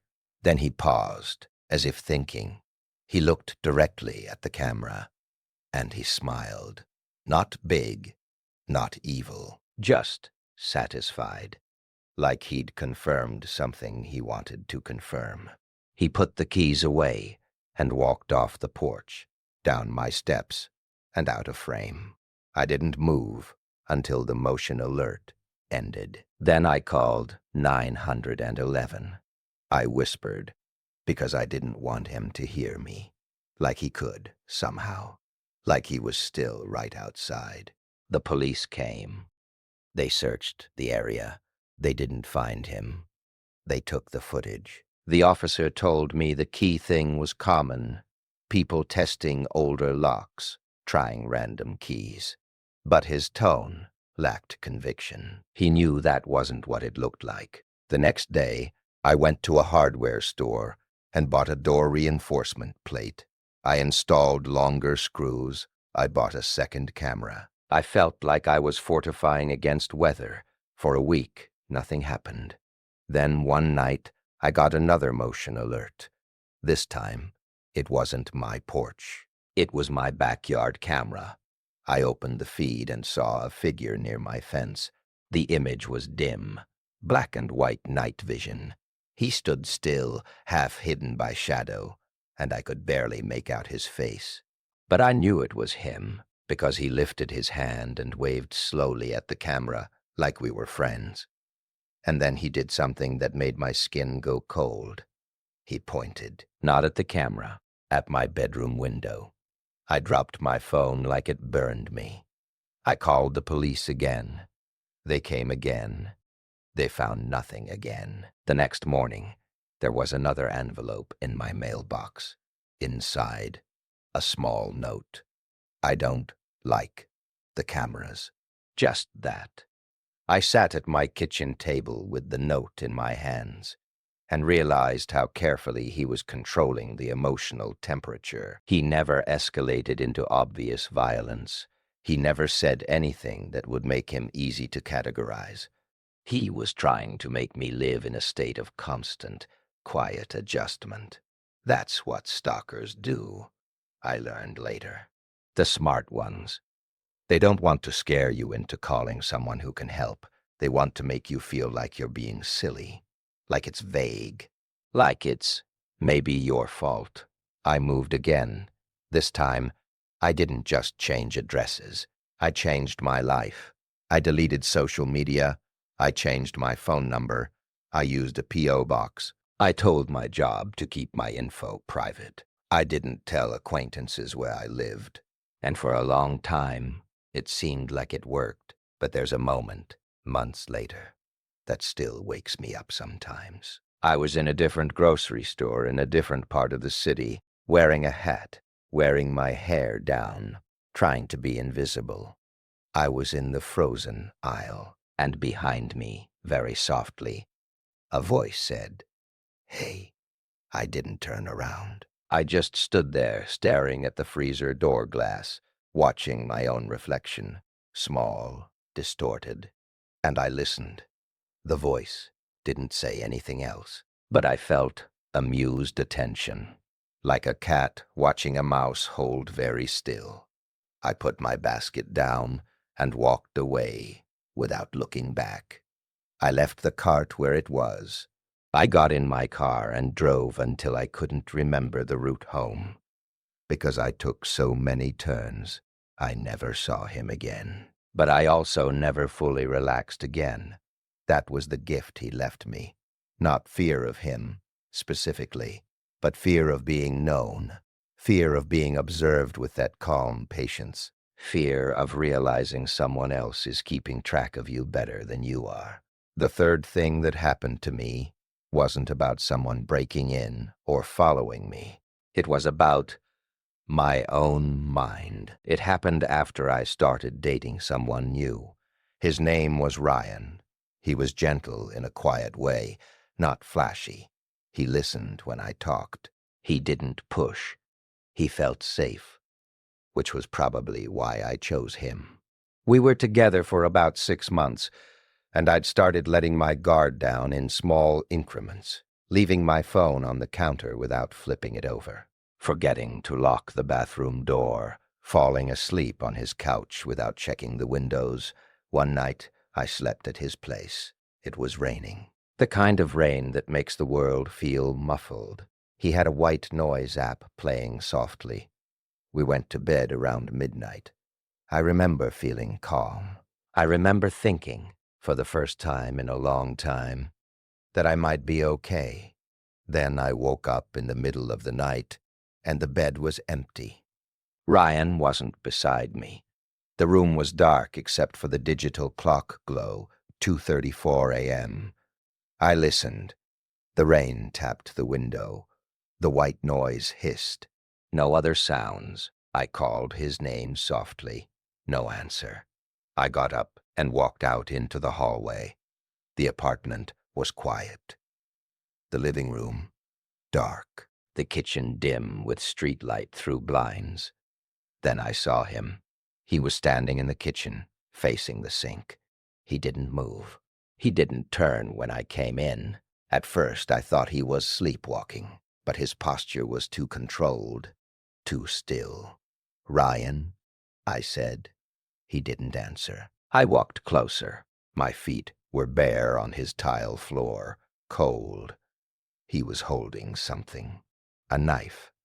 Not raised, not threatening. Just in his hand, hanging at his side like it belonged there.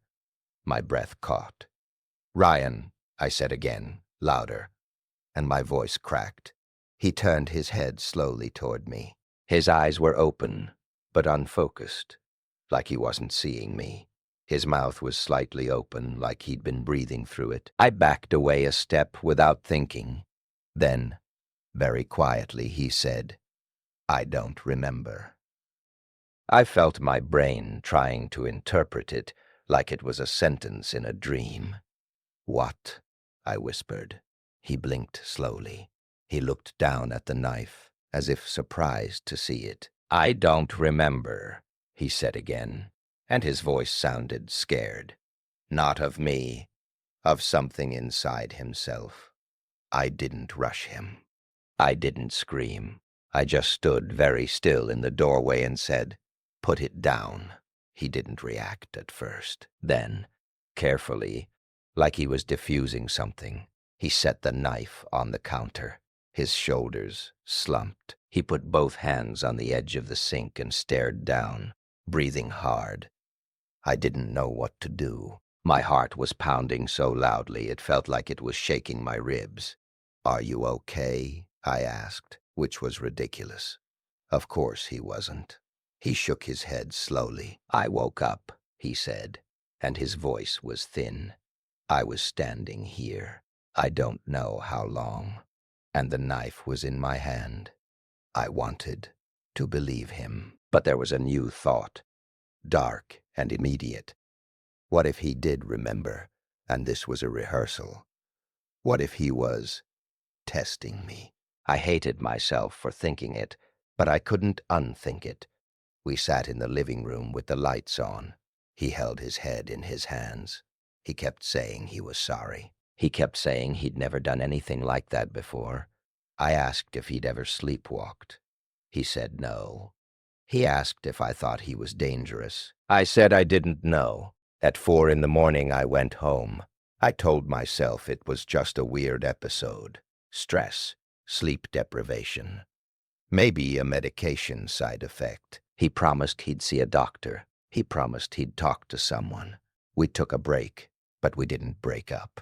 Not immediately. A week later, he texted me and said he'd been to a sleep clinic. They said he might have something called parasomnia. They recommended changes, therapy, a routine. He sounded earnest. He sounded scared. I agreed to see him again. The second time it happened was worse because of what I didn't remember. I slept over. We watched a movie. We went to bed. I fell asleep. When I woke up, it was morning. Sunlight. Birds outside. He was beside me, awake, staring at the ceiling. His face looked tight. "Hey," I said. He turned his head toward me slowly. His eyes looked red, like he hadn't slept.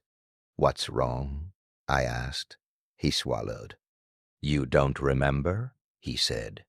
A coldness spread through me. "Remember what?" He sat up, and I saw his hands were trembling slightly. "You got up," he said, "around 3. I waited, holding my breath. You went into the kitchen," he continued. "I asked what you were doing, and you didn't answer. You opened a drawer and you took out scissors." I stared at him. "No," I said, "I didn't." He nodded slowly, like he expected denial. "You did," he said, "and you stood there, just standing. And then you walked back and sat on the edge of the bed with them in your hand." I felt my mouth go numb. He looked down at his own hands. "I asked you to give them to me," he said, voice shaking. "And you looked at me like you didn't know who I was. And then you said..." He paused. "What did I say?" I whispered. He met my eyes. "You said, 'I can't do it when you're awake.'" My ears rang. I felt my stomach drop like an elevator. I couldn't speak. Ryan kept watching me, like he was waiting for me to confess something. Like he was waiting for me to admit I remembered and I'd been pretending. "I don't remember," I said finally, and I heard how thin and unconvincing my voice sounded. He nodded slowly. "I took the scissors away," he said. "You didn't fight me, you just lay down and went back to sleep." I stared at the wall, trying to find a way to make this make sense. I'd never sleepwalked in my life. I'd never had blackouts. I didn't drink that night. I wasn't on any medication. But I also didn't think Ryan was lying. He looked too frightened, too genuinely unsettled. I went home and sat in my car for a long time, with my hands on the steering wheel, not turning the engine on. I kept thinking about what he said I'd said. I can't do it when you're awake. It sounded like a threat. It sounded like a plan. But it also sounded like something someone else would put in my mouth. Like a line. Like a script. That idea haunted me more than anything. The possibility that my body could do things while my mind slept, and that those things could sound like they came from someone else. I went to a doctor, then another. Sleep study, blood work, questions about stress and trauma. They suggested anxiety, dissociation, sleep disorders. They didn't have a neat answer. Ryan and I didn't recover from it. We didn't fight, exactly. We just became cautious around each other, like two people sharing a space with an invisible third thing. And here's the part that still makes me feel sick when I say it out loud. A month after the scissors incident, I found a small cut on my forearm. It was shallow, clean, like a paper cut, but longer. I couldn't remember getting it. I stared at it in my bathroom mirror, and I felt that same shame I felt in my first apartment. The shame of not knowing if it was me. I started sleeping with my bedroom door locked from the inside. I started putting my keys in a bowl that would clatter if moved. I started taping a thin strip of paper across my door at night so I'd know if it opened. I started living like I was trying to catch myself. The tapes stayed intact. The keys didn't move. But that didn't help, because the fear wasn't about someone entering. It was about the possibility that I could leave and not remember. The fourth thing happened at my mother's house. She lives in the same town I grew up in a plain two-story home that smells like laundry detergent and old books. I visited her for a weekend in late fall. The trees were nearly bare. The air had that damp cold that gets into your bones. My mom is the kind of person who believes the world is mostly decent. She locks her door, but she doesn't look over her shoulder. She trusts people. I envy her for it. I arrived on Friday evening. We ate dinner. We watched a show. We talked about work and family gossip. Normal. That night, I slept in my old bedroom, the one with the closet that still had my childhood trophies in it. The bed was softer than I remembered. The room felt too small now. Around 1 a.m., I woke up because I heard my mother speaking. At first, I thought she was on the phone, but her voice was too low, too intimate. I lay there, listening. It sounded like she was in the hallway, right outside my door, talking to someone. I couldn't make out words, just murmurs. A soft laugh. My skin prickled. My mom lived alone. I got out of bed quietly and opened my door a crack. The hallway was dark. The only light came from the living room, where the TV glow flickered faintly. She must have left it on. I listened. Her voice came again, from downstairs now, in the kitchen, maybe. I stepped into the hallway and crept to the top of the stairs. From there, I could see part of the living room. The TV was on, muted. Shadows moved across the walls. And my mother was standing at the kitchen counter, her back to me, talking to someone I couldn't see. "Mm-hmm," she said softly. "I know." She laughed quietly, like she was trying not to wake anyone. My stomach clenched. "Mom," I whispered, not wanting to startle her. She froze. Then she turned slowly and looked up at me. Her face looked blank. Not startled, not confused, just blank. "What are you doing up?" she asked. "I heard you talking," I said. "Who are you talking to?" Her expression shifted, just slightly. a tightness around her mouth. "No one," she said. "Go back to bed." A chill ran through me. My mother has never spoken to me like that, not even when she was angry. She doesn't do that clipped, controlled tone. "Mom," I said again, and I took a step down. She lifted her hand, not to wave, not to gesture, to stop me. The palm-out motion you use on a dog, the motion you use when you want someone to freeze. I stopped because my body obeyed before my mind could argue. She stared at me for a long moment. Then her face softened, like a mask settling back into place. "Oh, honey," she said, suddenly warm. "I'm sorry. I didn't mean it like that. I was just thinking out loud." I stared at her. My heart was pounding. "Were you asleep?" I asked. She laughed too quickly. "No," she said. I was making tea, but her hands were empty. There was no mug, no kettle sound, no steam, and the kitchen lights were off. She was standing in the dark. I went downstairs. I didn't like leaving her alone in that dim room. When I reached the kitchen, I saw that the back door, our old back door that sticks a little, was slightly open, not wide, just cracked enough for cold air to slip in. My mouth went dry. "Did you open that?" I asked. My mom looked at the door like she was seeing it for the first time. "Oh," she said lightly. "Maybe I forgot to lock it." I walked over and shut it. I turned the lock, then checked the chain. I felt my hands shaking. "Mom," I said quietly, "are you okay?" She smiled, and it was her real smile now. I could tell. It reached her eyes. "I'm fine," she said. "You worry too much." I wanted to believe that. I wanted to tell myself she'd just gotten up groggy, half asleep, talking to herself. People do that. But the feeling didn't leave me. The next day I mentioned it casually over breakfast. I said I thought I heard her talking in the night. My mom paused, butter knife midair. "I don't remember that," she said.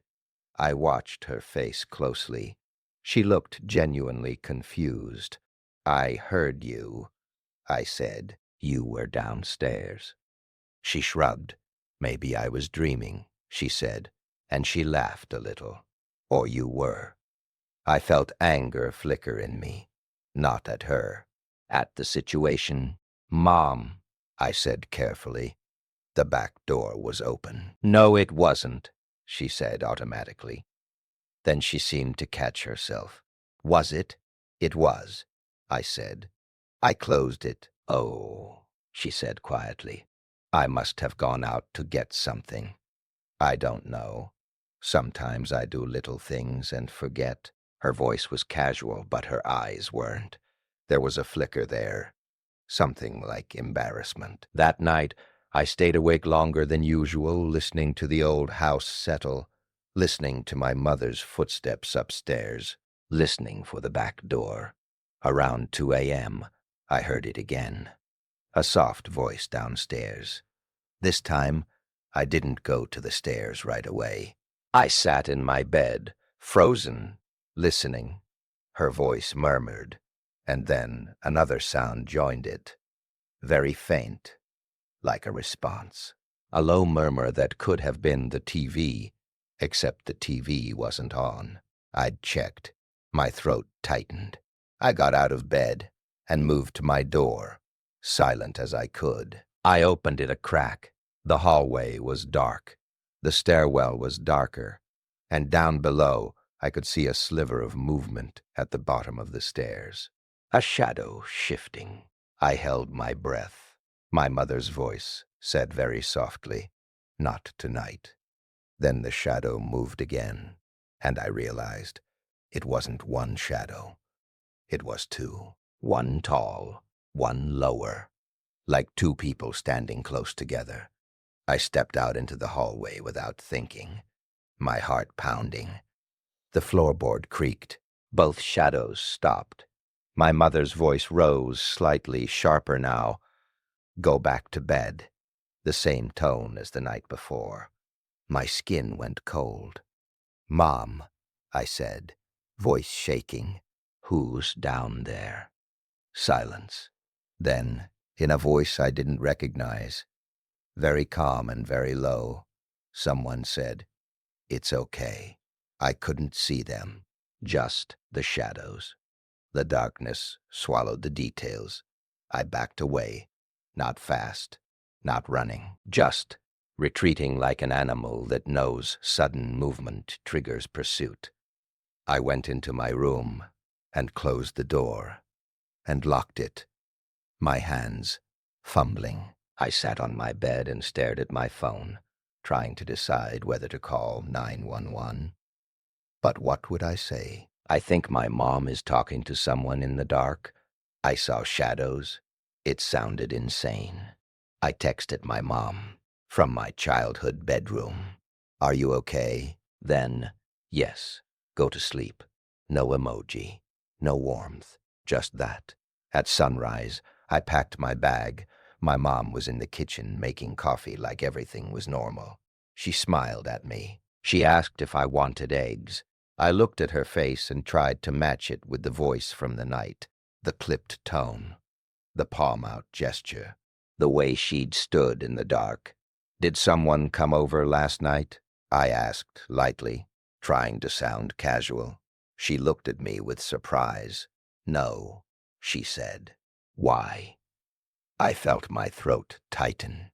I thought I heard voices, I said. My mom laughed gently. This old house creaks, she said. You've always been sensitive to it. I watched her pour coffee. Her hands were steady. Her face was calm, and I realized with a kind of slow dread that if someone had been in that house, my mother might not tell me. Not because she was hiding something malicious, but because she might be ashamed. Because admitting someone has access to your home, your routines, your nights, it feels like admitting you failed at being safe. I left that morning. I hugged her goodbye. She felt warm and familiar in my arms. And as I pulled away in my car, I looked back at her front window. For a second, I thought I saw someone standing behind the curtain. Just a sliver of a face. But when I blinked, there was nothing. I haven't asked her about it since. And maybe that's the scariest part, because it means I'm living with the possibility that something is happening in that house, and I'm choosing not to know. The fifth story is the one I don't like telling, because it makes me sound cruel. It happened when I started working in an office again, after years of remote work. Big building downtown, badge access, corporate carpet, glass conference rooms, the kind of place where everything is designed to feel clean and controlled. I thought I'd feel safer there, surrounded by people. Instead, it taught me something else. How easy it is to disappear in a crowd if everyone assumes someone else is paying attention.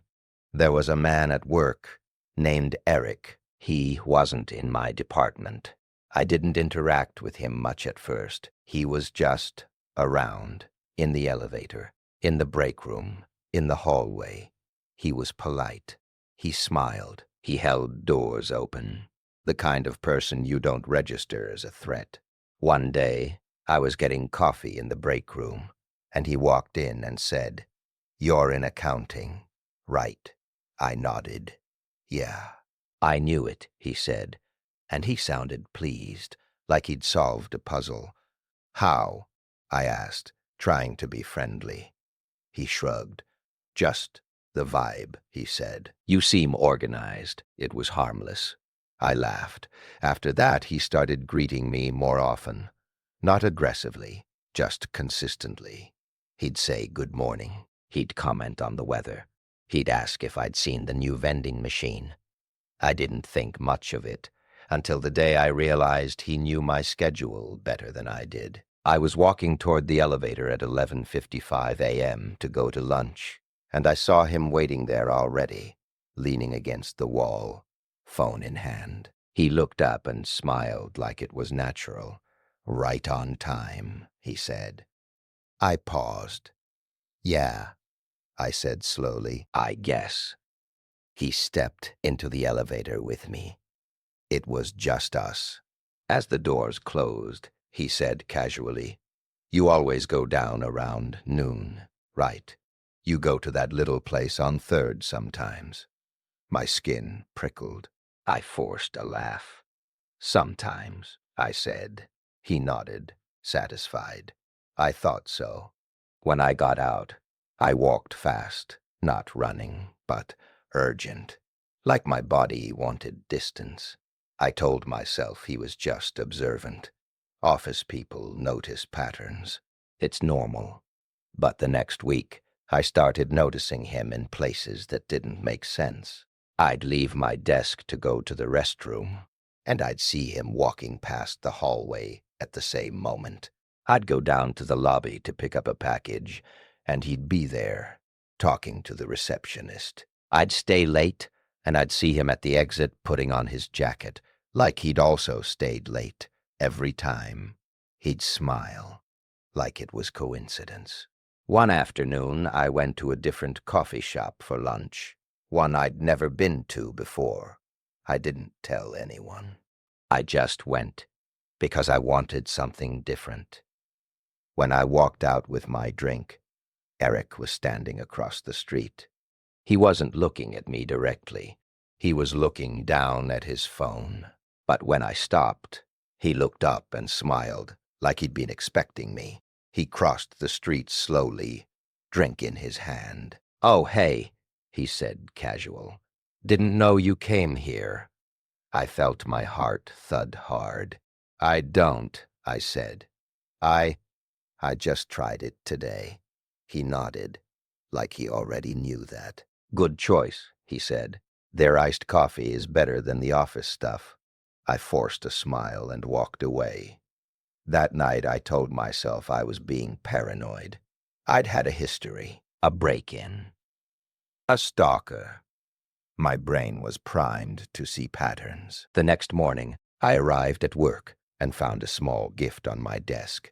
A tiny succulent plant in a white pot. No card, no note, just the plant. I stared at it. People give plants sometimes, sure. But I hadn't told anyone I liked plants. I didn't even have plants at home, because I travel sometimes and forget to water them. I asked around quietly. No one claimed it. Later that day, Eric stopped by my desk. He smiled at the plant. "Cute," he said. I looked up at him. "Did you put that there?" I asked, trying to sound light. He tilted his head. "Would it bother you if I did?" he asked. My throat tightened. "Yes," I said, and my voice came out sharper than I meant. His smile faltered slightly, then returned. "Okay," he said softly, "just trying to be nice." He walked away. My coworkers later told me I'd been rude. They said Eric was harmless. They said he was a little awkward but sweet. That's the thing about people like that. They recruit social proof. They become the person everyone defends because they appear mild. The next week, I found a folder in my desk drawer. It wasn't mine. Inside were printed sheets. My calendar, not the digital one you can access if you have permissions.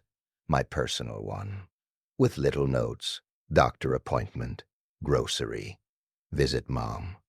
Someone had printed it out and circled certain dates in red pen. I stared at the circles, my hands shaking. It was like someone had highlighted my life as if it were a schedule they planned to attend. I reported it to HR. HR asked if I had proof it was Eric. I said no. They asked if he'd touched me. I said no. They asked if he'd threatened me. I said no. They told me they'd keep an eye on things. I went to it and asked about my calendar permissions. They said only I had access. I changed my password. I turned on every security setting. 2 days later, I got an email from an unknown address. No subject. The body contained one sentence.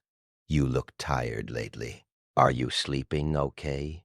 I stared at the screen, feeling that old familiar humiliation, being observed without consent. I didn't reply. The next morning, I arrived at work, and my desk had been moved, not to a different room, just slightly, like someone had nudged it a few inches. My chair felt different. The angle of my monitor toward the light was off. My mousepad wasn't aligned. My coworkers said they hadn't touched it. Facilities said they hadn't been in my area. HR said maybe the cleaning crew bumped it. I realized then that whoever it was didn't need access to my home to make me feel unsafe. They just needed access to my normal. They needed to show me that the places I assumed were controlled, work, office, routine, were permeable. I started taking my laptop home every night. I started locking my desk. I started arriving at different times. Eric kept smiling at me in the hallway, like we had a secret. One evening, as I left, I noticed him behind me in the lobby. We were both walking toward the exit. The glass doors reflected our figures. He said softly, "You know, you don't have to be scared of me." I stopped walking. The lobby was mostly empty, just security at the desk. "How do you know I'm scared?" I asked, and my voice shook, despite me trying to steady it. He smiled, almost gently. "Because you keep acting like you're being watched," he said. "It's exhausting, isn't it?" My skin went cold. He leaned slightly closer, and his voice dropped. "You can relax," he said. "I'm not going to do anything." It wasn't reassuring. It was a reminder that he was in control of whether anything happened. I quit that job. 3 weeks later, I told people it was for a better opportunity. I didn't tell them it was because one man had turned the office into a place where my body stayed braced all day. The succulent plant sat on my kitchen counter at home for a while. I kept it alive out of spite. Then one day, I realized I didn't know why I was keeping it, so I threw it away. The sixth story is the one that loops back to the beginning, not because it's the same person or the same place, but because it's the same kind of quiet wrongness that slowly changes how you move through the world. It happened when I moved into an apartment building that advertised itself as secure. Key fob entry, cameras in the lobby, a concierge during the day. It was supposed to be my reset, and for the first few months it was. I made coffee in the morning. I went on walks. I started sleeping better. Then I started noticing a woman in the lobby. She was older than me, maybe late 50s, always dressed neatly, always carrying the same tote bag. She would sit in the lobby seating area near the windows and watch people come and go, like she was waiting for someone.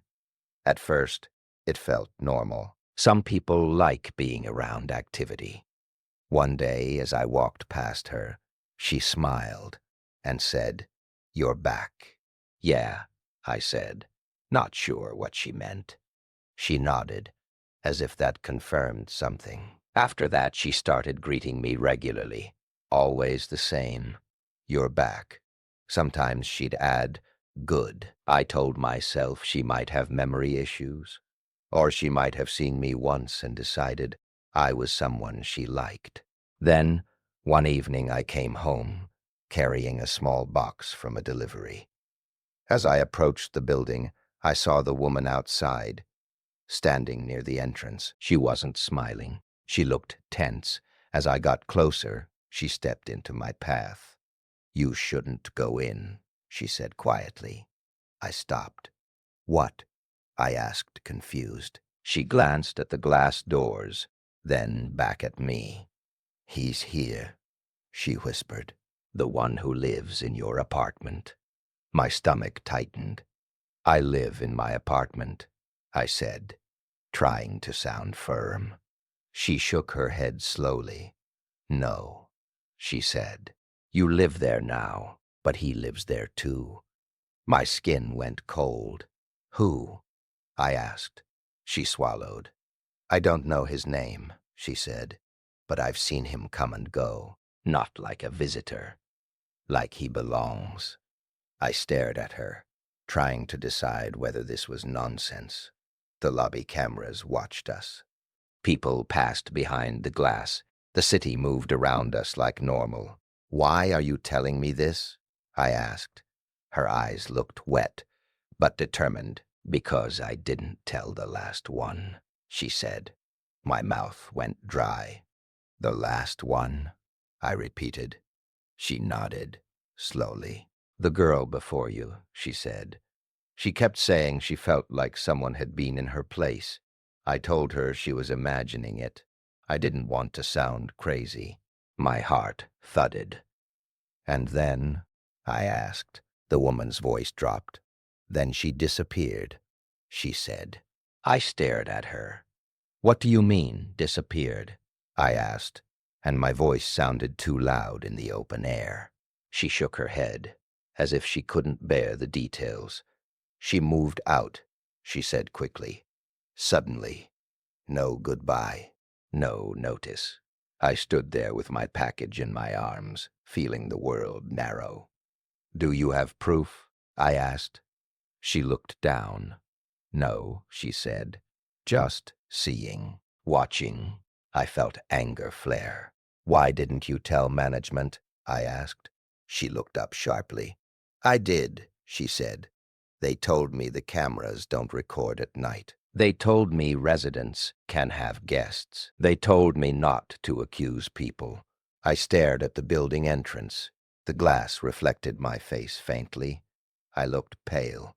What does he look like? I asked. She hesitated. Average, she said, and there was something tired in her tone. That's the worst part. He looks like anyone. I didn't go inside right away. I stood outside for a long time, pretending to scroll on my phone, watching the lobby through the glass. After 10 minutes, I saw someone step out of the elevator into the lobby. A man, hoodie, dark clothes. He walked toward the entrance with the relaxed pace of someone coming home.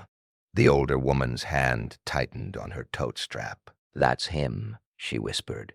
The man reached the door. He pushed it open and stepped outside, and then he looked directly at me, not at the older woman, at me. His expression didn't change. He didn't look surprised. He looked familiar, like he recognized me, but not in a friendly way. More like you recognize a piece of furniture that's been moved. He walked past us, close enough that I could smell laundry detergent and something faintly metallic. As he passed, he said softly, "You're back." It was the exact phrase the woman always used. My stomach dropped.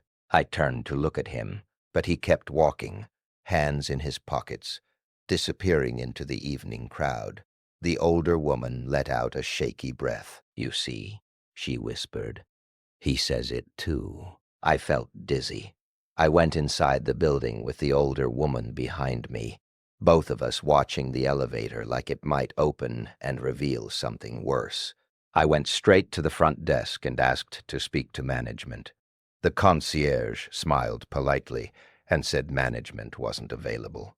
I asked about camera recordings. He repeated, almost word for word, what the older woman had told me. Cameras don't record overnight due to privacy. Privacy. I asked for the previous tenant's information. They refused. I went upstairs and unlocked my door, my hands shaking. Inside, everything looked normal. Too normal. I walked through slowly, scanning for signs. Nothing. But then I noticed something on my kitchen counter. A post-it note. Pale yellow. Neat block letters. Don't forget to water the plant. I didn't have a plant. I stared at it, and for a moment, I felt like I was standing in two places at once. My old apartment above the bakery, and this new one, separated by years, but connected by that small square of paper. I checked my locks. I checked my windows. I sat on my couch and listened to the building sounds. And then I realized something that made my mouth go numb. The phrase, "You're back." The woman in the lobby had been saying it to me for weeks. What if she wasn't being friendly? What if she was warning me the only way she knew how? What if she was marking my returns, keeping track of when I was home, for someone else? I stood up and walked to my door and pressed my ear against it. I could hear footsteps in the hallway, someone passing, someone stopping briefly, then moving on. I backed away. That night, I didn't sleep. I sat with all the lights on, my phone in my hand, listening to the building, waiting for an elevator, waiting for a key, waiting for a soft dragging sound across a rug. Nothing happened. In the morning, I knocked on the older woman's apartment door. I wanted to ask her more. I wanted to demand details. No answer. I asked the concierge if she lived there. He blinked, confused. "Who?" he asked. I described her. Late 50s. Neat. Tote bag. Sits in the lobby. He frowned. "No one like that lives here," he said. I felt my stomach drop. "She's here every day," I said. He shook his head. "Maybe a visitor," he said lightly. I asked to see the resident directory. The building didn't have one available to tenants, he said. Privacy. Privacy again. I went to the lobby and looked for her. The seating area was empty. I waited. Hours passed. She never appeared. That afternoon, I got an email from building management. Subject, reminder, lobby loitering policy. The body said residents and guests were not allowed to linger in the lobby for extended periods. My mouth went dry. They'd sent it to everyone, it claimed, but I felt in my bones that it was for me. That night, when I came home, there was no post-it note, but my doormat was turned slightly sideways, just enough to notice if you were looking, just enough to make you wonder who had touched it. I moved out of that building within 2 weeks. I never proved anything. I never caught anyone on camera. I never found someone in my apartment. I never had a police report that ended with an arrest. All I have are these moments, these quiet fragments, these small wrong details that, taken alone, sound like paranoia, but together form a shape I can't unsee. Sometimes, when I'm lying in bed and the room is quiet and my brain starts to drift, I think about how many people live with a small version of this and never talk about it. How many people wake up and notice something moved and laugh it off. How many people doubt their own memory because it's easier than imagining someone else has been in their space. And the thought that keeps me awake isn't that there are monsters in the dark. It's that there are ordinary people who learn your rhythms the way you learn a song. And once they know the pattern, they can step into it so smoothly that you start blaming yourself for the parts that don't make sense. So if you're listening to this while you fall asleep, and you hear a tiny sound in your home that doesn't belong, you'll probably tell yourself it's nothing. And maybe it is. But sometimes, the scariest thing isn't the sound itself.